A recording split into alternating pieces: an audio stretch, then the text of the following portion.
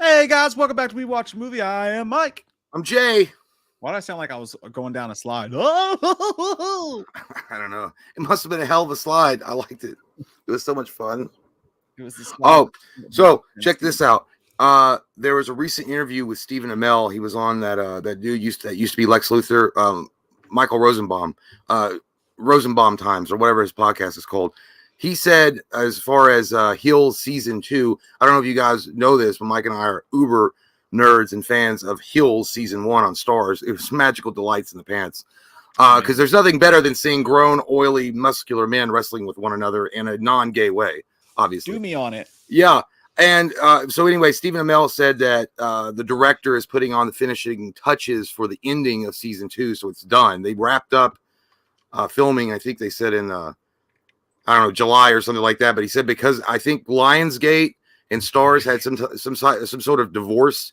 So they're trying to work out legal, like who owns what situation. But he said it should come out no later than early quarter 2023 or second quarter 2023. And Stars couldn't handle a messy purse, dude. They ruined everything they did. Well, it was because of there was apparently some kind of split between them and Lionsgate. I think it was Lionsgate for like somebody acquired somebody for $2 billion. I thought slavery was over. Why are we selling things? Bunch of losers. No, but this was a business acquisition, obviously. But anyway, so because of that reason, there were some kind of legal entanglements, and that's why it got delayed. But Stephen Amell had gone on to say, he said, I think there's going to be a season 3 as well. Like, I don't think they're going to pull the plug on the show. I hope not. If you guys have not seen Heels, man, you got to get on that. It's such a good show, especially if you're a wrestling fan. If you're a wrestling fan, or if you're just an Arrow fan, or if you just like good drama, or you just like good-looking guys with abs and sweat. That's all it's about right there. But no, it's also it's got a good storyline. Like it transcends. I don't even think you have to be necessarily like a huge wrestling fan. There was another show I watched. I was never a big UFC fan, but I liked it. I think I turned you on to it. The one that Cody introduced me to. Kingdom. I fucking love that show. That show was badass. It was so good. Frank Grillo gets his spotlight. None of that crossbone shit here. Not here. But yeah, that's a good show, and that transcends. I think it just was a great drama. But yeah, dude, I'm hoping, because he said Amell did say that he thinks writing is already starting on season 3. Yeah, well, I hope so, man. Yeah, I do. Good stuff. And then also for you Loki nerds, I'm a Loki nerd too. Season 2 is going to come out. That's I think they said late summer of this year. How long can Tom Hiddleston play that role? As long as he keeps paying and buying him underwear made of silk gold. I bet, dude. I wonder who's had the most appearances as an MCU person. Probably I bet Hiddleston's got to be up there, right? Well, him or not MCU, but I mean the one that's had the longest running playing the same character is Hugh Jackman. Yeah, no, he's probably had the most appearances too. Yeah, I'd say he's probably got him beat though. I don't know, but yeah, that's interesting. That'd be something fun to look up. I hope you guys are having an awesome morning, by the way. I see some familiar faces hanging out. What's up, Barb and everybody, and Blu-ray and Nessa and Fruit Loops taking a mental health day. That's wonderful. Those are the best. G Nasty says, yay! Love you guys. Love you too, man. Yeah. Hey, thanks, G Nasty. You said it like that dude from Super Punch Out, Gabby J. Yay! Yay! Dude, there is actually a Nightmare on Elm Street news to talk about today. And I don't believe you because it's not good. Well, it's not bad. It's just more of the same, but something. So the Craven estate has said we've narrowed it down to 15,000 entries. Well, actually, they're playing hide and seek. Apparently, something like that's going on. What's up, Courtney? He says Two-Face in the Batman 2. Is that? I love it. I love it. I know that Mike wasn't a fan. I know some people weren't a fan of Aaron Eckhart as Two-Face. So if they want to revisit that role and do it better, I'm happy for it. Especially in the universe of the Batman, I want to see that. I want to have that in my back pocket, sir. Yeah, dude, I'm with you. Like I thought Tommy Lee Jones was a terrible Two-Face. Yeah. And like you said, Aaron Eckhart did not do Two-Face justice for me. I still don't think we've gotten the appropriate Two-Face in movies. You know what's funny is we were talking about it during Patreon. You guys should check it out. We had a lot of good time in Patreon. Mike left me dangling like a turd over the fucking seawater bridge the other night, but it was still fun. We were talking about, and it just popped in my head who would be a good Two-Face. We were talking about Mads Mikkelsen. about how he was underused and not utilized enough in Doctor Strange, and he's a great villain. Mads Mikkelsen could probably pull that off. I could see that. No, that's a good one. I could. He's got a great background as a Bond villain. He's awesome in Bond. He's great in really the Hannibal show. I would do him. I would do Lee Pace. I think he can handle it for sure. I want Lee Pace. Well, I don't know about that because it get too messy. Well, no, because I was going to say Lee Pace. It was Ronin, but I want to save Lee Pace for something really special. I'm not saying that Two-Face isn't special, but Lee Pace is a special boy. He's my special boy. I want to see him do. He should be. I swear to God, guys. I don't know what's going on over there in Hellraiser land. That should have been Pinhead right there. Lee Pace would have been the fucking killer of all Pinheads. Dude, he would have ruled. Who do you guys want to play Two-Face, by the way? Who would you guys like to see play Two-Face? Put it in the chat, chitters. Put it in the chat, chitters. I'm tired. so am I. Says Theory, the reason Sydney can't help in Scream 6 is because the new Ghostface doesn't make the national news because it's New freaking York where people die every hour.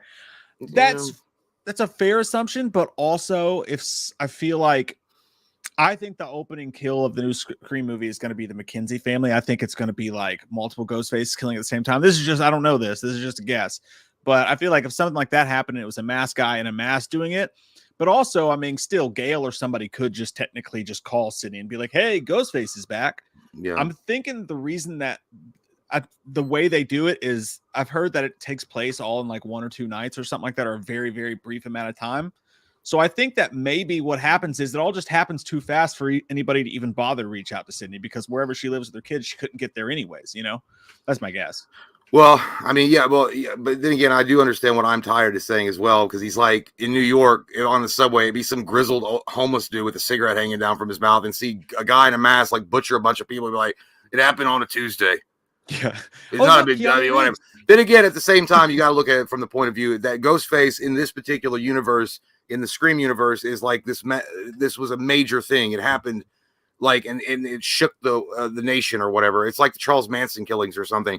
So if you see Ghostface popping up and then murdered a whole train full of fucking people that were on their way to Hogwarts, it's going to make the national news because they're going to be like, holy shit, some guy that's emulating these murders that happened in the what I can't remember the town that Scream happened in. Woodsboro. Yeah, and killed all those people. Yeah, so I don't know, but yeah, good strong theory. Good strong theory. Yeah.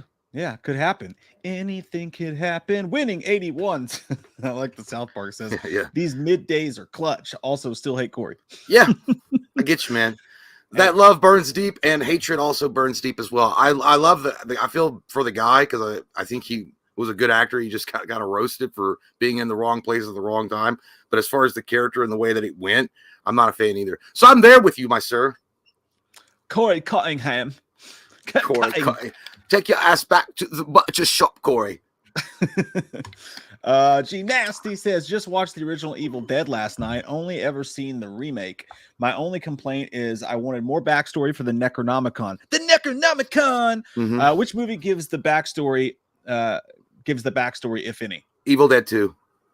Watch Evil Dead 2. That gives you as much of the backstory that Necronomicon really had in the movies. And then if you want to get deeper into that, watch Ash versus Evil Dead. Because then that goes into the whole detail. So that's some good shit, too. You're going to get mad by the 3rd season at the end of season 3 because the cliffhanger, holy shit. It's worse than a hangnail that you just can't get off.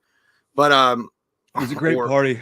You know, or a wife that you just can't satisfy in the bed. It's that bad. But yeah, it really does make you angry. But it gives you a hell of a lot of background and some cool new characters. But if you're just going to go in the cinematic realm, Evil Dead 2 is where it's at. That gives you the most background. Because in Evil Dead 1, the original one, it was a great movie, but it was a low budget horror. I mean, that's what it was essentially. They didn't even know they were going to make a sequel to it.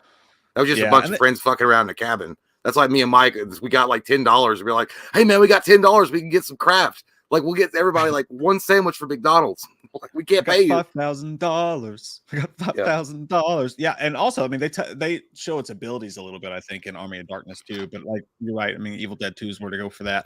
But dude, and that's kind of the theme they're going to go with G Nasty into the future. I mean, where they don't have Bruce Campbell anymore and they're not doing any of that stuff with Evil Dead Rise, which comes out in April, and I can't fucking wait. They're just the only past member of the movies that's staying forward is now the Necronomicon. It just shows up places and bad shit happens to maybe good people. I don't know. I'm not God. Sometimes shit happens. Someone's got to deal with it. And where's Ash Williams? Mm-hmm. Give him here. Pence. Thanks, Nasty. Campfire Haven says, hello, guys. I was curious to which film you prefer, Dune or Blade Runner 2024. I can easily answer that. I've never seen either of them. Oh, dude, they're both badass. You got to get on that shit, man.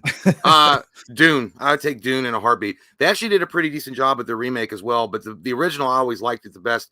You know what it is? It reminded me of like a weird alternate version of Star Wars. I know it's not, but it had all this cool elements in it that reminded me of Star Wars. I fucking enjoyed Dune. I never read the book, but I do know, I think the remake got more into the details of the book than the original one did.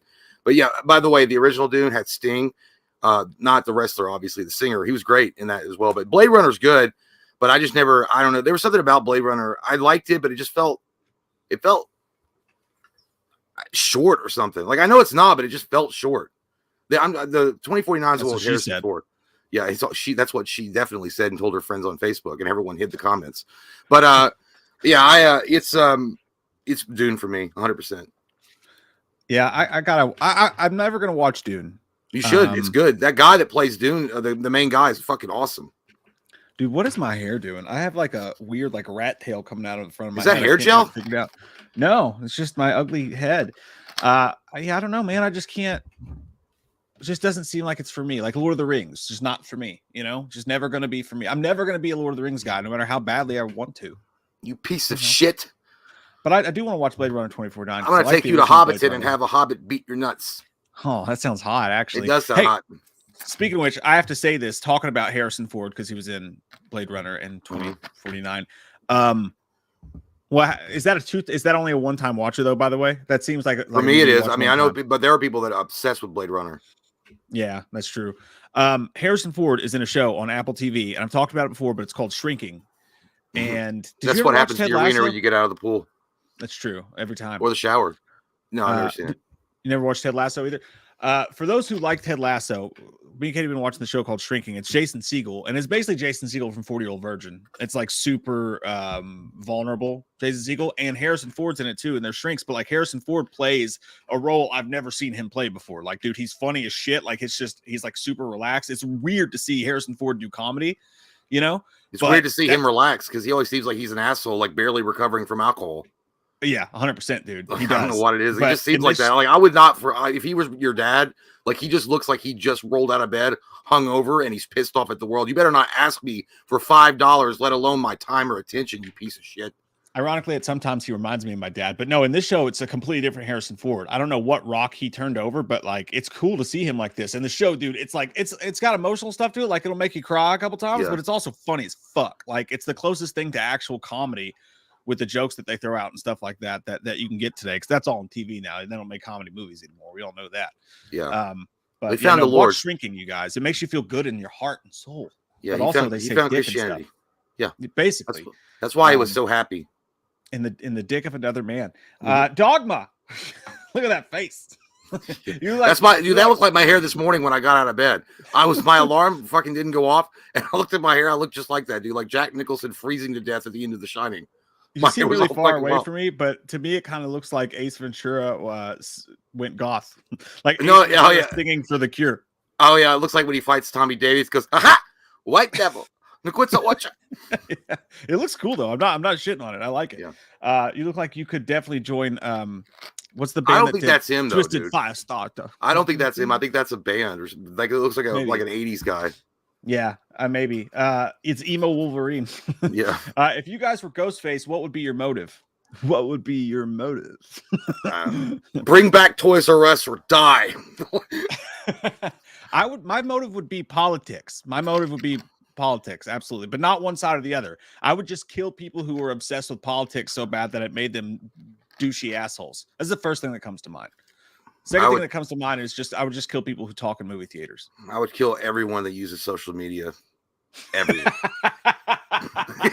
Every single one. No, it's like that Thanos thing. It was like, I'll kill anyone that uses social media. Everyone. Like, no one's safe. But the funny thing is, dude, is that you would kill everyone, and then there would only be like 13 people left on the earth, and none of you would know how to use a computer. And then we would repopulate the lands without that devil shit. No more hiding behind the keyboard, fucking saying shit that you'll never say in real life, you pussy. You got to say it to someone's face and get your ass beat up.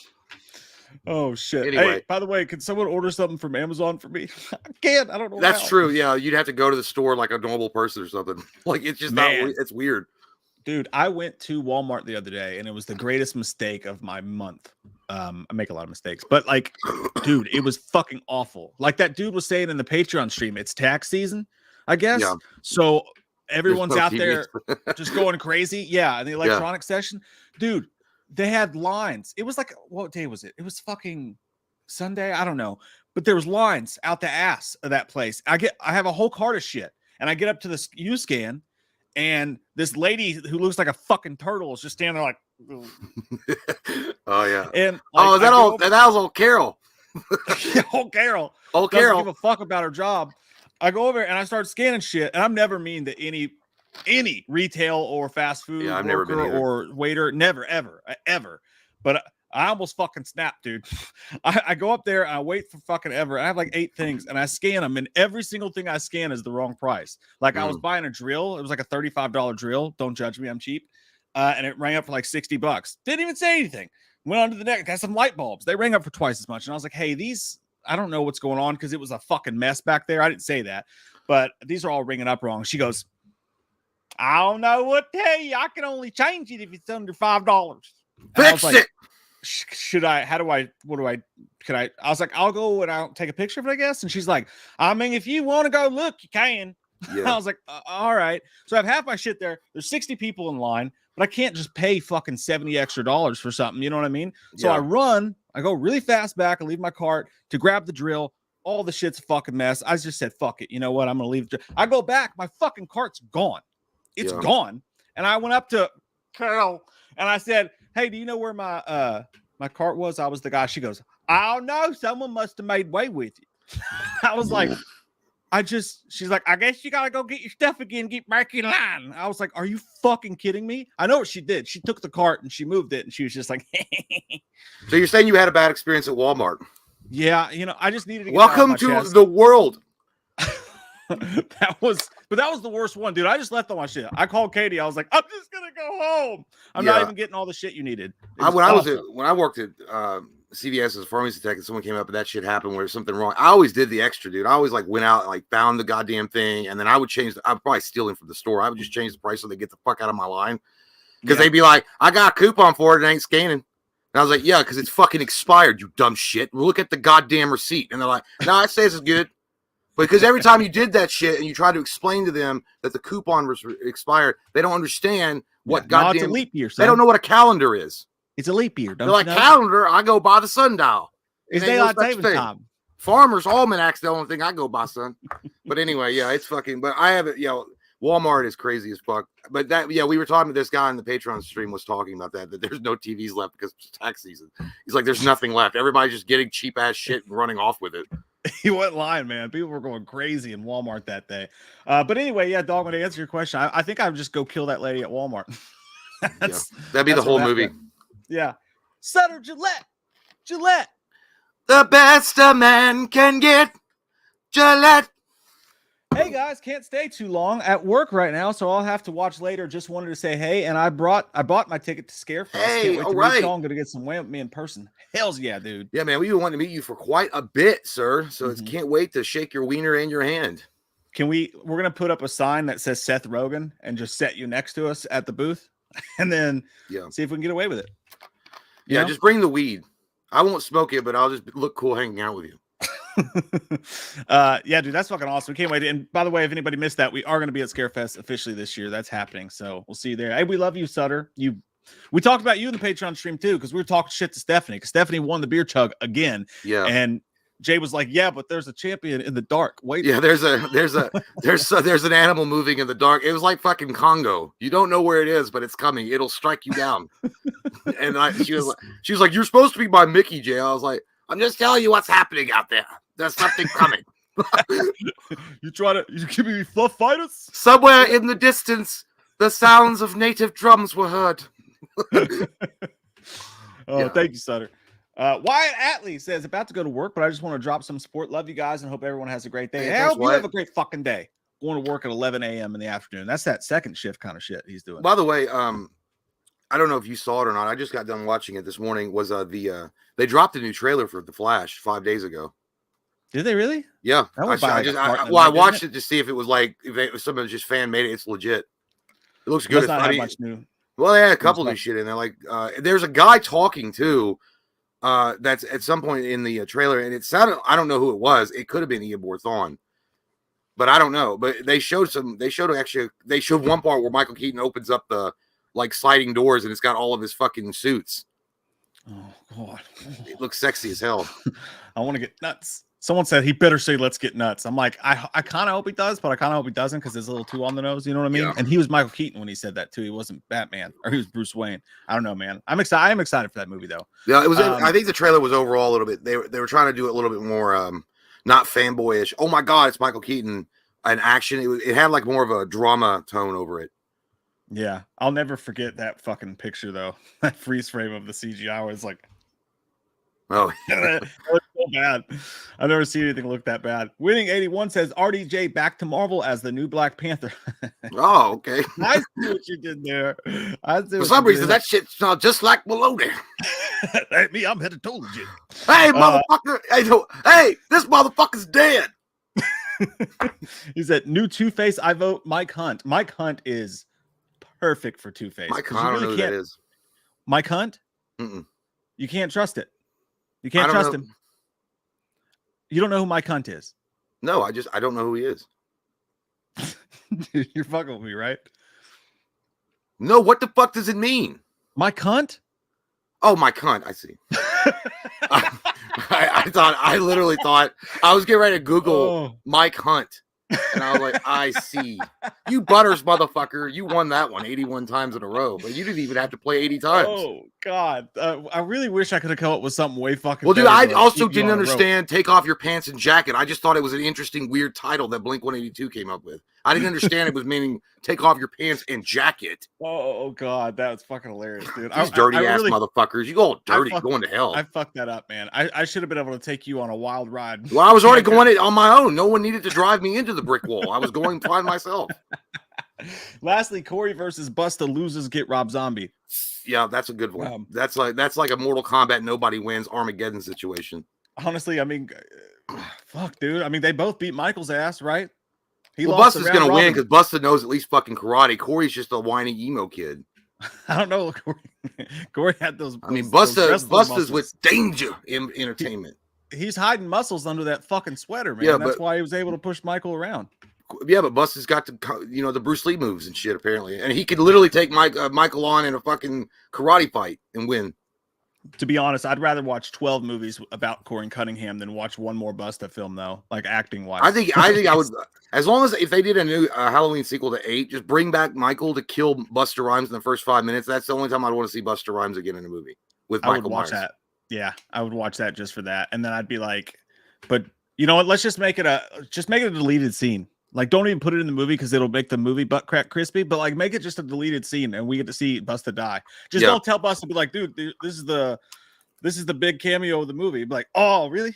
Yeah. Like, so I'm gonna come back later, huh? I don't know how he talks. I think he talks like that. I'm just probably thinking about his rap, but yeah. We're just shooting a bunch of stuff today, so that's just one scene, one particular take. All right, because I died, I gotta come back. And like he's like, and they're like, yeah, just go ahead, go on, we'll call you. He's like, it's been 10 weeks, these motherfuckers ain't called me. I think it's done. Honestly, that sounds just like I imagine. I don't know how he talks. I've never heard him. I've never heard him interview. So I remember some of his songs where he's like,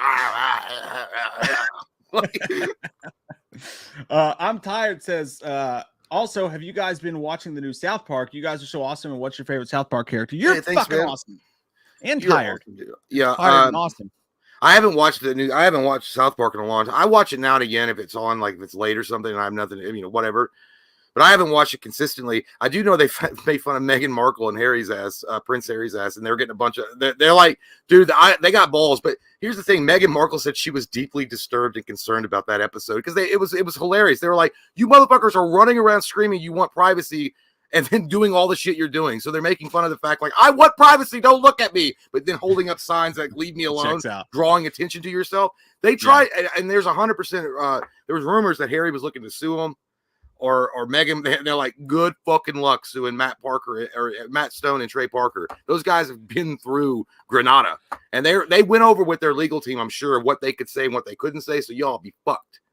It's funny, dude, because like the whole thing with them, like I don't know, like even when the Queen died, like Katie was like, I was like, what the fuck? Did we forget to pay the water bill? She's like, no, the Queen died. I was like, God damn, old lady. I don't worship her. Water's wet. It was funny though. I can't get mad at her though. Like I know a lot of people don't like her, but Meghan Markle, she's just so hot. She's extremely really hot. But here's the thing about her. The reason why people don't like her is that she's so like fake and lies all the time. Like she tried to say that she wanted like I said, she's hot. Yeah, she is. But she also, but you know, that only lasts for a while. Eventually she's gonna look like a wildebeest, and you're gonna be that sounds like 99% of hot women. Yeah, like all that hotness melts and they look like fucking Paris Hilton in waxwork or the House of Wax. But anyway, my point being is like the reason she like it's so weird. She said she didn't want attention and she didn't want anybody. She wanted to escape all of it. So she married the fucking Prince of England. And then she acted like Prince Harry was like, oh, she didn't know who I was. Are you fucking stupid? She covered your wedding. Dude, this is how dumb he is. He said after the 4th day, we went to Africa for a week. And he was like, great. Okay, cool. And then she's like, but she didn't know who I was. And it's like, she literally posted on her Instagram when she followed your fucking mom's or your brother's wedding. And she didn't know. The Prince of England, she didn't know who you were. I had no idea. But yeah, it's just ridiculous, dude. Those guys are such turds. And then they're bashing everybody in their family. Huh? Just ran into him at a Walmart. Oh, yeah. It's like, he was like shopping for batteries and they just happened to bump into each other. I don't know. Yeah. He probably, look, she's also a B-list actress. The only way that she was able to get Prince Harry, he's like, damn, she's fine woman. He's pretty good, though, honestly. Ooh. Like, B-list is pretty solid. Well, I mean, for Hollywood, it's pariah. But, I mean, for us, it's great because we're like Z-listers. Or, yeah, maybe not even. But anyway, I'm saying we've never been listed. Yeah. We don't have SAG cards. Yeah, we probably could get a SAG card. I don't know. I don't know how many movies you have to act in or be in. We were in one. You have to stock is the question. Yeah, I'll do 37 in a row. But God's my witness, I'll never go hungry. Yeah, I mean, but I don't follow it that often. But I know that like they're just turds, dude. They really are turds. And I don't care about the royal family. To me, the royal family is the biggest welfare family to ever fucking exist. They don't do jack shit, and everybody just pays for them to look beautiful in their goddamn crowns. Dude, I was watching. That's kind of where I was going with that. I was watching, like, I guess the royal family or some shit went to like an NBA game. Yeah, and they were asking like Celtics players or something. They're like, so was it any different for you tonight playing in front of so and so? And they were like, no, who? Yeah, and everybody's like, see, they were like, see, white people think that everybody loves the king and queen. And I was like, I'd be the exact same. Like, they could come watch the show. I'd be like, hey, what's up? You guys want some Cheez-Its? Yeah, it's like, he's like, man, your wife's hot. I would say that when I was drunk. Obviously, I wouldn't say that. But anyway, no, because Americans, I mean, it don't matter if you're white or black. Americans don't give a shit about the royal family. We broke from that shit. All right, we are divorced you. Some of them. It's like we would rather live on our feet than die on our knees, you hoes. So that's how we're talking. I quoted that shit from the guy that wrote the Star Spangled Banner, or whatever that guy's name was. The Crown came out, and all of a sudden, everybody was obsessed with him. Listen, I know everyone who goes to Target 3 times a week was obsessed. Well, the royal family, I guess, for some, it's like nostalgia. You know, it's like a museum or something. I don't know. You get to walk around and see what's the monarchy and all that stuff. But as far as Americans go, we don't give a shit. We don't got no fucking king, and we don't want no goddamn queen. We just want our goddamn bullshit, lying ass politicians that we supposedly elect. That's what we want. Yeah. Fuck y'all. I don't like any of them. Because, by the way, I don't know if this is true, but I do know someone said about the monarchy, because they don't seem like they have any power whatsoever. But I do know that someone said somewhere in their, I don't even know what they fucking call their constitution or whatever the fuck. That the monarchy at any point could dissolve the parliament and take direct control, like, of everything. But I was like, who the fuck would that King Charles guy looks like he's asleep half the time? I believe that's called the Boston Tea Party. Is what you're referencing. No, that's not. Those guys just wanted Liptons and they were all out and everybody was drinking brisk. And I read about it in the Geneva Convention. Ah, yes, in Switzerland. Happened. Yeah. But anyways, answer your question. I used to watch South Park when I smoked weed. Yeah. I lived with a girl, and like we lived in this house, and like people would just be in the house like constantly. There'd be like people coming over. There was like 2 couches, and there was always like you'd wake up and there'd just be 2 people on the couch, and there was just always a blunt going around this house, and there was always South Park on the TV. So I enjoyed it a lot then, but it's one of those things now that when I watch it, it takes me just back to a weird time in my life. And I'm dude, like, you know what that apartment you just described, dude? I don't know what it is, but dude, I just got kind of sick because I smelled it. It smelled like Cheetos and feet. Like, probably did. Like you're like I was in this apartment. There was always like a random person or 2 sleeping on the couch, and then there was like weed smoke, and then South Park on the TV. And I just got this smell that brought back like it didn't bring back a memory. It just conjured that image, and it smelled like Cheetos and feet and weed. It was honestly, it smelled like weed, but we were good about it because we took the toilet paper roll, and like you take a rubber band and you put like a bounty sheet like a dryer sheet, and you rubber band it to the thing, and then when you blow the smoke, you just blow it out. So the whole apartment actually just smelled like laundry. I wish I was your landlord, dude. I'd have bust the door and be like, "This is bullshit. Smells like the Cypress Hill concert in here. I don't rent to those kind of people." I'm like, "Come back later. I'll Indian wrestle." Oh, I'm sorry. Did I break smoking lamp? Yeah, but dude. By the way, my favorite character in the show is probably I don't know. I like them all, but I guess Cartman's my favorite. Like he has no filter. He's funny as shit. Yeah. And honestly, I bet watching it now is fun because it's probably one of the only things that's out there that's not afraid to just like be disgusting, because nobody's like you can't cancel South Park, like it's too big to cancel. And honestly, that and Family Guy, it seems like. Yeah, is that still around? Yeah, I think so. I don't know. That's crazy. I also like that American Dad show. It's pretty good. Michael Parton, what's up, Dad? Said just watched Infinity Pool and didn't like it. I thought Possessor was the better Brandon Cronenberg movie. I haven't seen either. Yeah, we did a commentary for Possessor. Remember that weird ass one where people's faces were melting? Okay, that's why I don't remember it. I blocked it out. We did watch 4 movies that day, to be fair, and put them all on Patreon. But I think I blocked that one out because it was just there's some when it gets too weird, I don't like it. Like it gets too weird, I'm like, I gotta sleep tonight, motherfucker. Yeah, you probably wouldn't like any of his movies. I find Infinity Pool a lot more accessible, but I have to rewatch Possessor to see which one I'd pick. But yeah, I honestly would have pegged you to like that, Michael. That's a sexual ass movie, and Michael's a sexual guy. Yeah, Michael does like the sex in the movies. By the way, I was gonna say, if you guys, I'm gonna probably buy it today. I'm excited about watching it. The Well is available. You have to buy it, unfortunately, on Amazon for $20. But yeah, I think it's gonna be worth it. Unless you sail the high seas. Well, if you sail the high seas and meet Captain Crunch on those shores, you might be able to get it. But at the same time, I mean, if you want to, I want to support Brendan Fraser, so I do like the guy. So I will. His contract was front loaded. Don't worry about it. He's not getting any of that money. Well, he may or may not. I don't care. I want to show it. I want to be one of those fucking virtue signaling assholes on Twitter and be like, Brendan, I supported you. Like he really read it.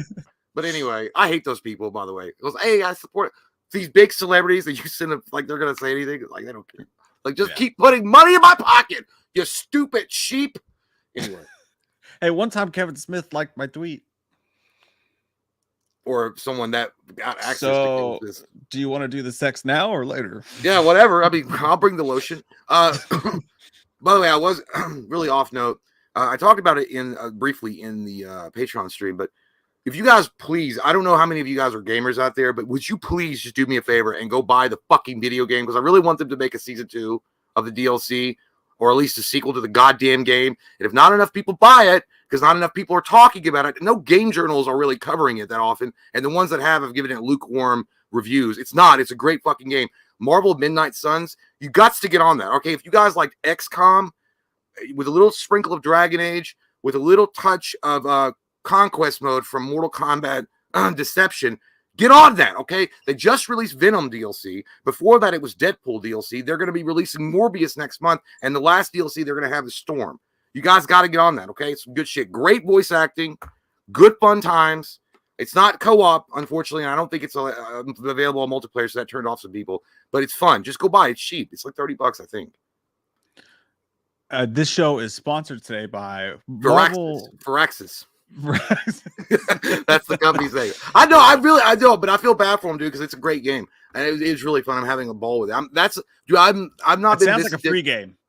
Free? Well, actually, if you play it, it does look like a mobile game that they just decided to fucking sell as a console game. But it's not got as much microtransactions. There are some. You have to buy a DLC, but it's not as bad as you think. But yeah, I've not been addicted to a game like this since Skyrim came out, and I was heavily into Skyrim. You were. I had to come over his house and no, yeah, Mike had to do this fucking like it was like a scene from Full House, and he was like Danny Tanner, and he had to come up and be like, "Listen, I don't know what's going on right now, but you've got to stop with this video game stuff. I mean, who are you anymore? I want my friend back. You're lost in the world of dragons and dungeons."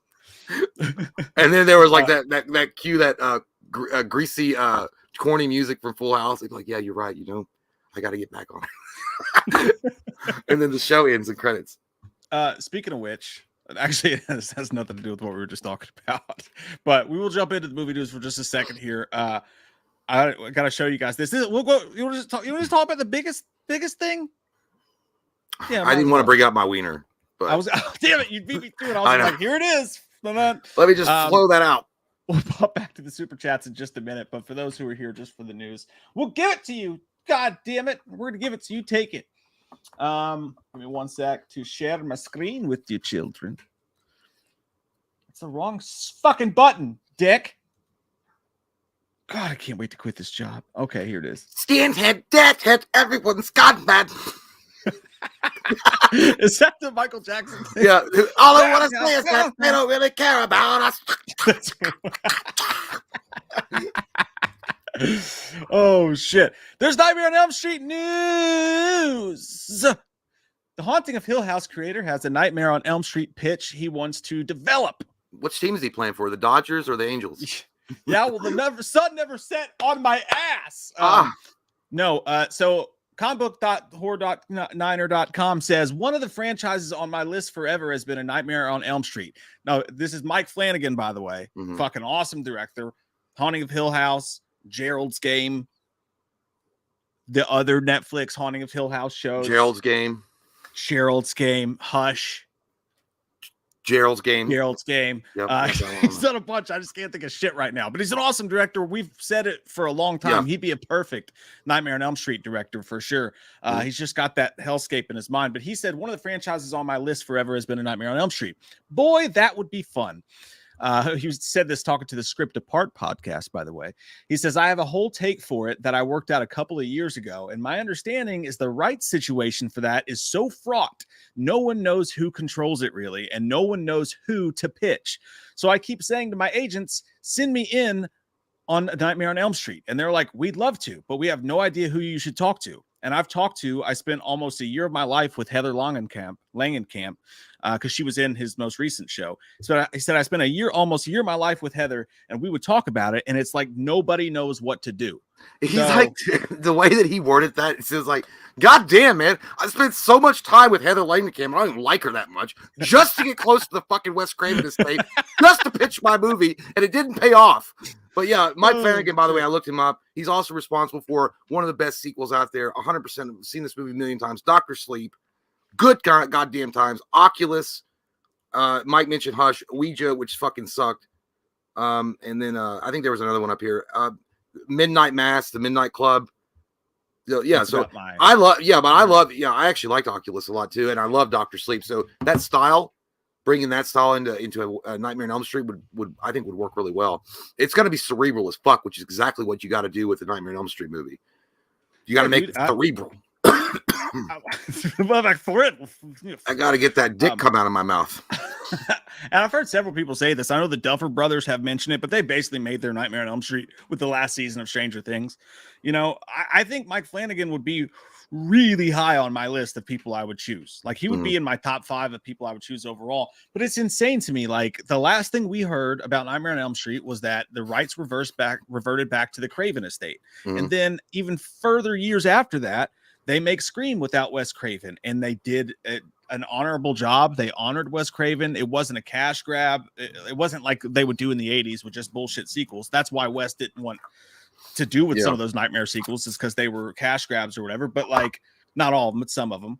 But like, I mean, they do things respectful these days. And if you're the Wes Craven estate, if they actually own the rights. But the problem, I think, is between New Line and Warner Brothers, because each of them has had their hand in the pot, and now the Wes Craven estate has their hands in the pot as well. And there's the US rights, there's the foreign rights. So, dude, I don't know, like, who the fuck needs to sit down in a room and figure this out, because there's so much money sitting on the table right now. Like, what the fuck, Jim? Larger than the big giant pile of cocaine in front of Scarface. Somebody needs to sniff it. But I would say, I think what it is also the Wes Craven. It's the last thing. Maybe that's the last thing they really own. Because Scream they don't have any rights to control it at all now. It's gone. It's not there. So maybe they just want to make sure that whoever they give the rights to, or they give the screenplay to, and it's like, all right, let's make this movie. It's not going to turn out like that shit show remake that we got with Jackie Earle Haley, which, by the way, I still feel bad for Jackie Earle Haley because he's a great actor. It was just a really unfair script for him.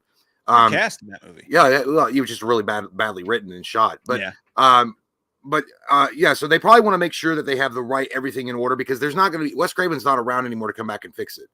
It took him, and I know that some people don't like it, but it took him to come back with New Nightmare to make Freddy like edgier again. I mean, even if you don't like that movie, what they did with him in Freddy's Dead, which I know it was on the nose, it was supposed to be a joke or whatever. The map says we're fucked, kind of jokey MTV stuff, which is fun for what it is, but it really did sink that character to a level that was like it. Like, he was no longer scary. He was no longer to be taken seriously. He was just a clown of the horror world, and that was it. So it took Wes Craven to come in and rewrite that character and make him at least somewhat scary again. So he's not around to do that anymore. So if they fuck this up, and also if they screw the new Nightmare on Elm Street up, if they give it to the wrong screenwriter, or the wrong producers get involved with it, or the wrong studio makes it, man, that's just going to be maybe another blow they can't take. I mean, imagine that. Like, you're not making money on a Nightmare on Elm Street movie. That's so fucking weird. That being said, though, I mean, like, it sounds like he's saying it's not that nobody wants to make it. It's that nobody even knows who to fucking talk to. Like, well, I would imagine the Craven estate. But that's what he's saying. He's like, he literally talked to Heather Langenkamp. She's stupid, dude. Like, you think she had anything to do with it for her? Well, no, she was close with Wes Craven. So I know, but not like, but not. She has no controlling interest. That's like a friend that knew a friend that was at, like, right. Yeah. So right, but I think the way I read it is he was like, I spent a year of my life with Heather, and we would talk about it, and it's like nobody knows what to do. So it's like, I think they were just like discussing the fact that nobody knows who to ask, who to talk to, but you've got this director who's a successful director who's killing it. Heather Langenkamp may want to be involved in it as well, and look at what's going on right now with all the requels and shit. Now, here's my question though. I don't know if I want to I don't want a requel to the first movie. No. I don't want You need to move past that, Jim. Two is badass. I would just, you know what? I wouldn't even do the origin. Fuck it. I wouldn't do. I would do something. I would put it in the not super in the future, but listen, we've talked about this before with the superhero stuff, right? DC is going to relaunch their thing under James Gunn, where they're establishing that they've been superheroes for a while, so they don't have to go back and retread the origin story, because everybody knows the origin story of Superman. Everybody knows the origin story of Batman. You know about Freddy Krueger. Now, you could play the game of like, well, it's different with horror characters because you really got to set it up for a new generation. But everybody knows fucking who like Freddy Krueger is. Come on. Like, I'm not saying set it like 55 years in the future or 15 years where he's been doing this, just make it. It happened in the 80s. He's not been heard from for a while. And now it's 2020, whatever. And he's been gone. And then something happens. They move into that house that's been empty because it's cursed like the Michael Myers. Something. I don't know. Play around with it. Yeah. Have some fun with it. Touch it on its nipple. But have a penis showing game. Yeah, but I think they could do something like that. It would get people. I just don't want, and to be honest, I like Heather Langenkamp, but I do not want to go down this Jamie Lee Curtis route again. I don't. I don't want her. I just don't want her back in it. I'm sorry. I like her. She's a good actress and she's a good person. I just don't want her in the movie. Yeah, I honestly, and don't get me wrong, like, that's not where my head would go either. Like, I think it's been done enough. We're doing it with so many things right now. I don't want that either. That being said, if they announce Nightmare's coming back tomorrow and it's a requel to the first film, I would go, that's not what I would have done, but fuck am I excited. You know what I mean? Like, yeah, obviously, jacked, but everybody be happy for it. By the way, I was waxing poetry about maybe the Wes Craven estate just wants to hold on to it because it's the only thing they have in memory of Wes Craven, and they just they're sentimental about it. That could be true. And again, I don't know the Wes Craven family, but I think also it's probably going to Mike's point. There's probably a lot of squabbling with lawyers and rights and how much money, who's going to get what, and how they're going to distribute the money, who's going to own the merchandise. Because by the way, if anything else, Freddy Krueger is a merchandise powerhouse if done right. You can literally make goddamn lunch boxes with Freddy's faces for 5-year-olds. And like, why is that happening? It's like, I don't know, because kids buy it. Well, you see like the t-shirts now at like Walmart and shit. I wonder who that goes to. Here it says the original Nightmare on Elm Street was a seminal release for New Line Cinema, which is owned by Warner Brothers. Yeah. And seemingly making that franchise part of the recently merged Warner Bros. Discovery. they've been going on all these changes, and also that's true. Warner Brothers is a fucking shit show, so nobody knows. With the rights to shit have been passed off to so many people. It's like it's basically Ginny from Forrest Gump at this point. By the time she decides to let Forrest touch her titty, but didn't she give him AIDS? No, he never got AIDS, but we don't know what happened to him. I didn't even know she never came out and said she had AIDS. I don't know what the fuck she had, but I thought it was AIDS. They're like, doctors say I'm sick, but they don't know what it is. It's like, I'm sorry, Jenny, you suck so much dick. Yeah. But now you've got the disease, and you're going to give it to Lil Forrest. But no, I don't know. But guys, by the way, you put in the comments, what did Ginny have? Was it fucking AIDS? Because I've always wondered what the hell that was. She says it was the AIDS. Yeah. But how did Forrest not get it? Well, she was out there taking buses with God knows who, sharing needles, and then just banging people left and right. I mean, one could assume that she didn't get AIDS till after she left Forrest on the steps with those new Nike shoes. But at the same time, it was Hep C. She got hepatitis C, which is, I mean, what is that? What is that? So how do you get Hep C? A blood thing? I think from needles. Oh, it's so okay. Well, she probably also had AIDS, if we're being honest. She looked it. But anyway, she looked like a hoe that smelled like dead birds inside the cooter hole. But anyway, she belonged to the streets. I'm not talking about Ginny around here. I'm not talking about my ex-wife anymore. Anyway, I'm not talking about my ex-wife anymore. Mike, stop. Fucking heroin, dirty. Never mind. Anyway, I was gonna say something about the Wes Craven estate. Now I just totally lost track. Well, we'll see what happens. I hope that they make the movie here soon. But who knows?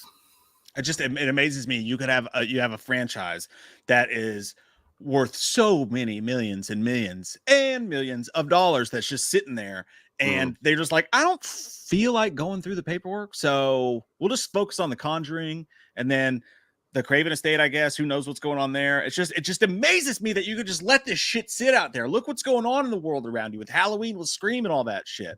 That's why, to be honest with you, and I know that a lot of people would blame him for like some of the shittier sequels that came out, and it's true. I mean, it was under his control, but I mean, at least he was making them. Let's be honest. But I wish Bob Shea had control again. I wish Bob Shea was back in the driver's seat, because at least he was putting them out and he knew what he had, and he was like, man, people eat this shit up and they love it. But to be honest, Bob Shea would be very much, I think, very protective of the character, much like Akkad is of Michael Myers. Yeah, it'd be cool if it even though technically he did let them kill him off in Freddy 6, but it is what they fucked up a bunch. I don't know, man. Like maybe one day the Craven estate will have somebody like one of the Akkads that comes out to run shit, and we'll be all right. And who knows? When you were talking about that, I was thinking maybe not remake, but there's been a talk for a long time about how cool a Freddy prequel could be with him on trial. I meant, I thought about that before too. I think, you could do that. I don't know how many people would be in it myself. Well, I don't know how many people would be interested. I think you could do an hour thing on HBO Max. Like before the movie came out, you could show the guy that's going to play Freddy Krueger, put like an hour thing up on HBO Max, like a prequel, and then get people kind of pumped for it. That could work. You could tie in the TV to the movie. I would watch the shit out of that. And Flanagan, dude, he's perfect for Flanagan. Black Mannequin Flanagan. He sounds like fucking Homer's like neighbor after Ned Flanders. But I mean, like, think about this. Like, dude, the way he handled the Haunting of Hill House and like the timelines and jumping back and forth into the past and present and future and shit like that. If you were going to have somebody like do something like that spans this whole franchise, he'd be perfect for it. And there's also a case to be made for what if the Crystal Lake show works out, where it's a pre-remake-ual. And they're doing previous to Jason, they're doing Jason, they're doing the future Jason. Yeah. If someone came out and did a TV show as well, and maybe they even cross paths, who knows? But Flanagan would be perfect for something like that too. I would take a Nightmare TV show, although I'd prefer a movie franchise. Yeah, I'd take a movie 100%. I think right now, I think Freddy Krueger deserves a movie. I mean, I think it deserves its time back on the silver screen. And by the way, I'll just be honest, you got to be. I mean, in my opinion, I think it's the largest franchise next to Halloween. Like as far as like a powerhouse at the studio or at the theater. I'm talking about bigger than Friday the 13th, and I know that's going to piss off a lot of people, but I think it's true. I mean, he got top billing in Freddy vs. Jason. Why? Because he's better. But anyway, I mean, he's just a unique character. I'm more interested in Freddy than Jason personally. Well, you never seen anything like him before. That's why I think he's so interesting, and I think that's why people miss him so badly. And they're like, it just doesn't feel complete without him back on the screen. I mean, it's so crazy. Back when I was younger, in the mid '90s, to say that there wouldn't be a Freddy Krueger movie. Fucking this, what's it been like? What's it been like? 13 years? Over a decade, yeah. Yeah, I mean, what the crack pipe did you smoke? If they told me in 1993, hey, man, there's not going to be another Freddy movie for 13 years at some point. I'm going to be like, you are out of your fucking mind, cornflake. Yeah. And I've seen every time this conversation comes up, and I've even seen it in the chat a little bit, is like, you can't do Nightmare on Elm Street without Freddy or without Robert Englund. And in my opinion, that's just not true. I mean, people said the same thing about even Scream. They're like, you can't make Scream without Sidney. I'm like, I'm pretty sure if we can make Scream without Wes fucking Craven, we can make Scream without Sidney Prescott. Well, here's the thing. I'm just as big of a fanboy of Robert Englund, and obviously Robert Englund will always be the one only OG Freddy Krueger. But you got to move on from him because at some point he gets too old to do it. He doesn't really want I think he said he would be interested in doing one movie, whatever. I'll do one. Yeah, but it's like, why? I mean, we need to build a franchise, man. We need to move forward. I mean, it's like the James Bond thing. You can't have, if Sean Connery were still alive and he were like, hey, I'll come back and do one. They're like, no, man, we're trying to make the next generation of James Bond movies. We need a guy that we can build up.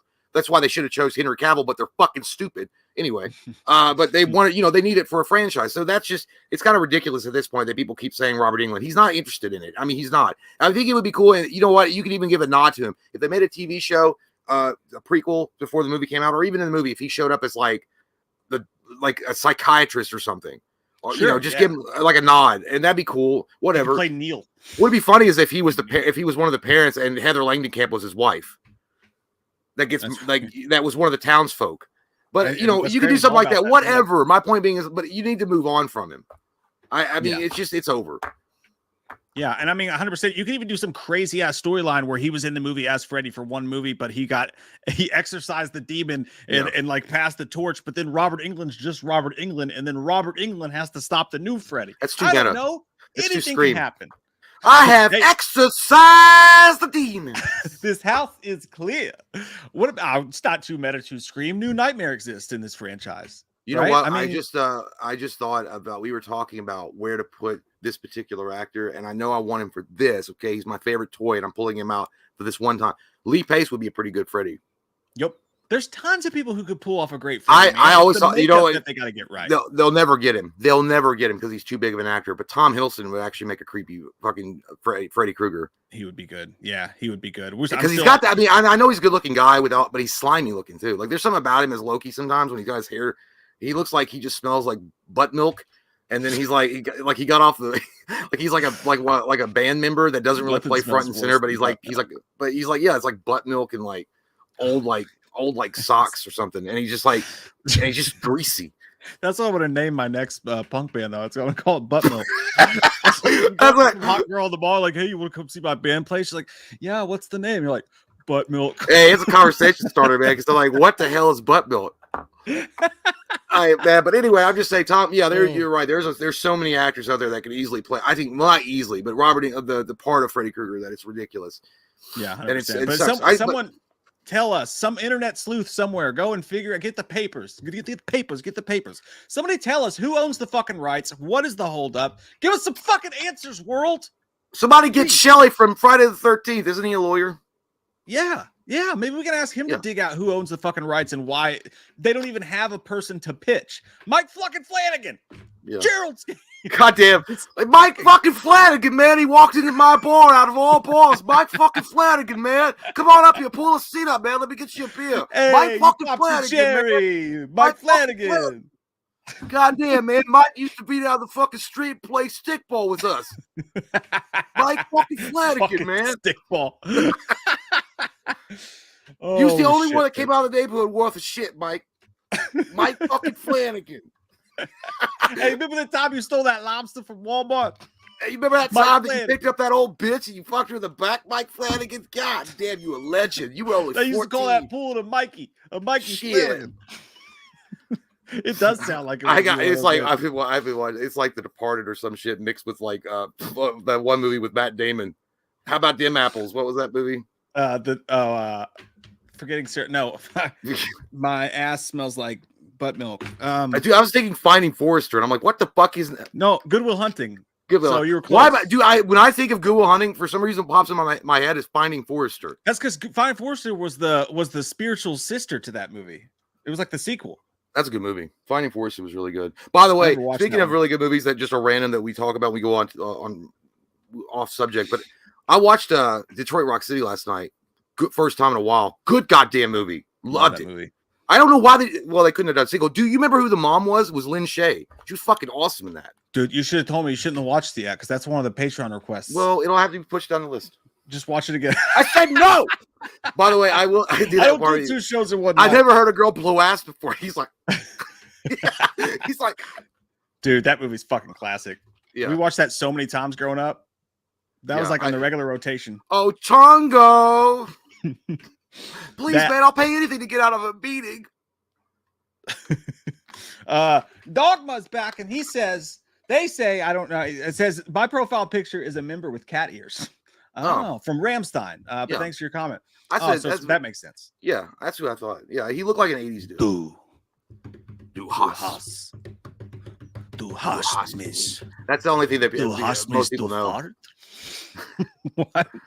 You take the trash out. Or no allowance. That's what your dad would say to you.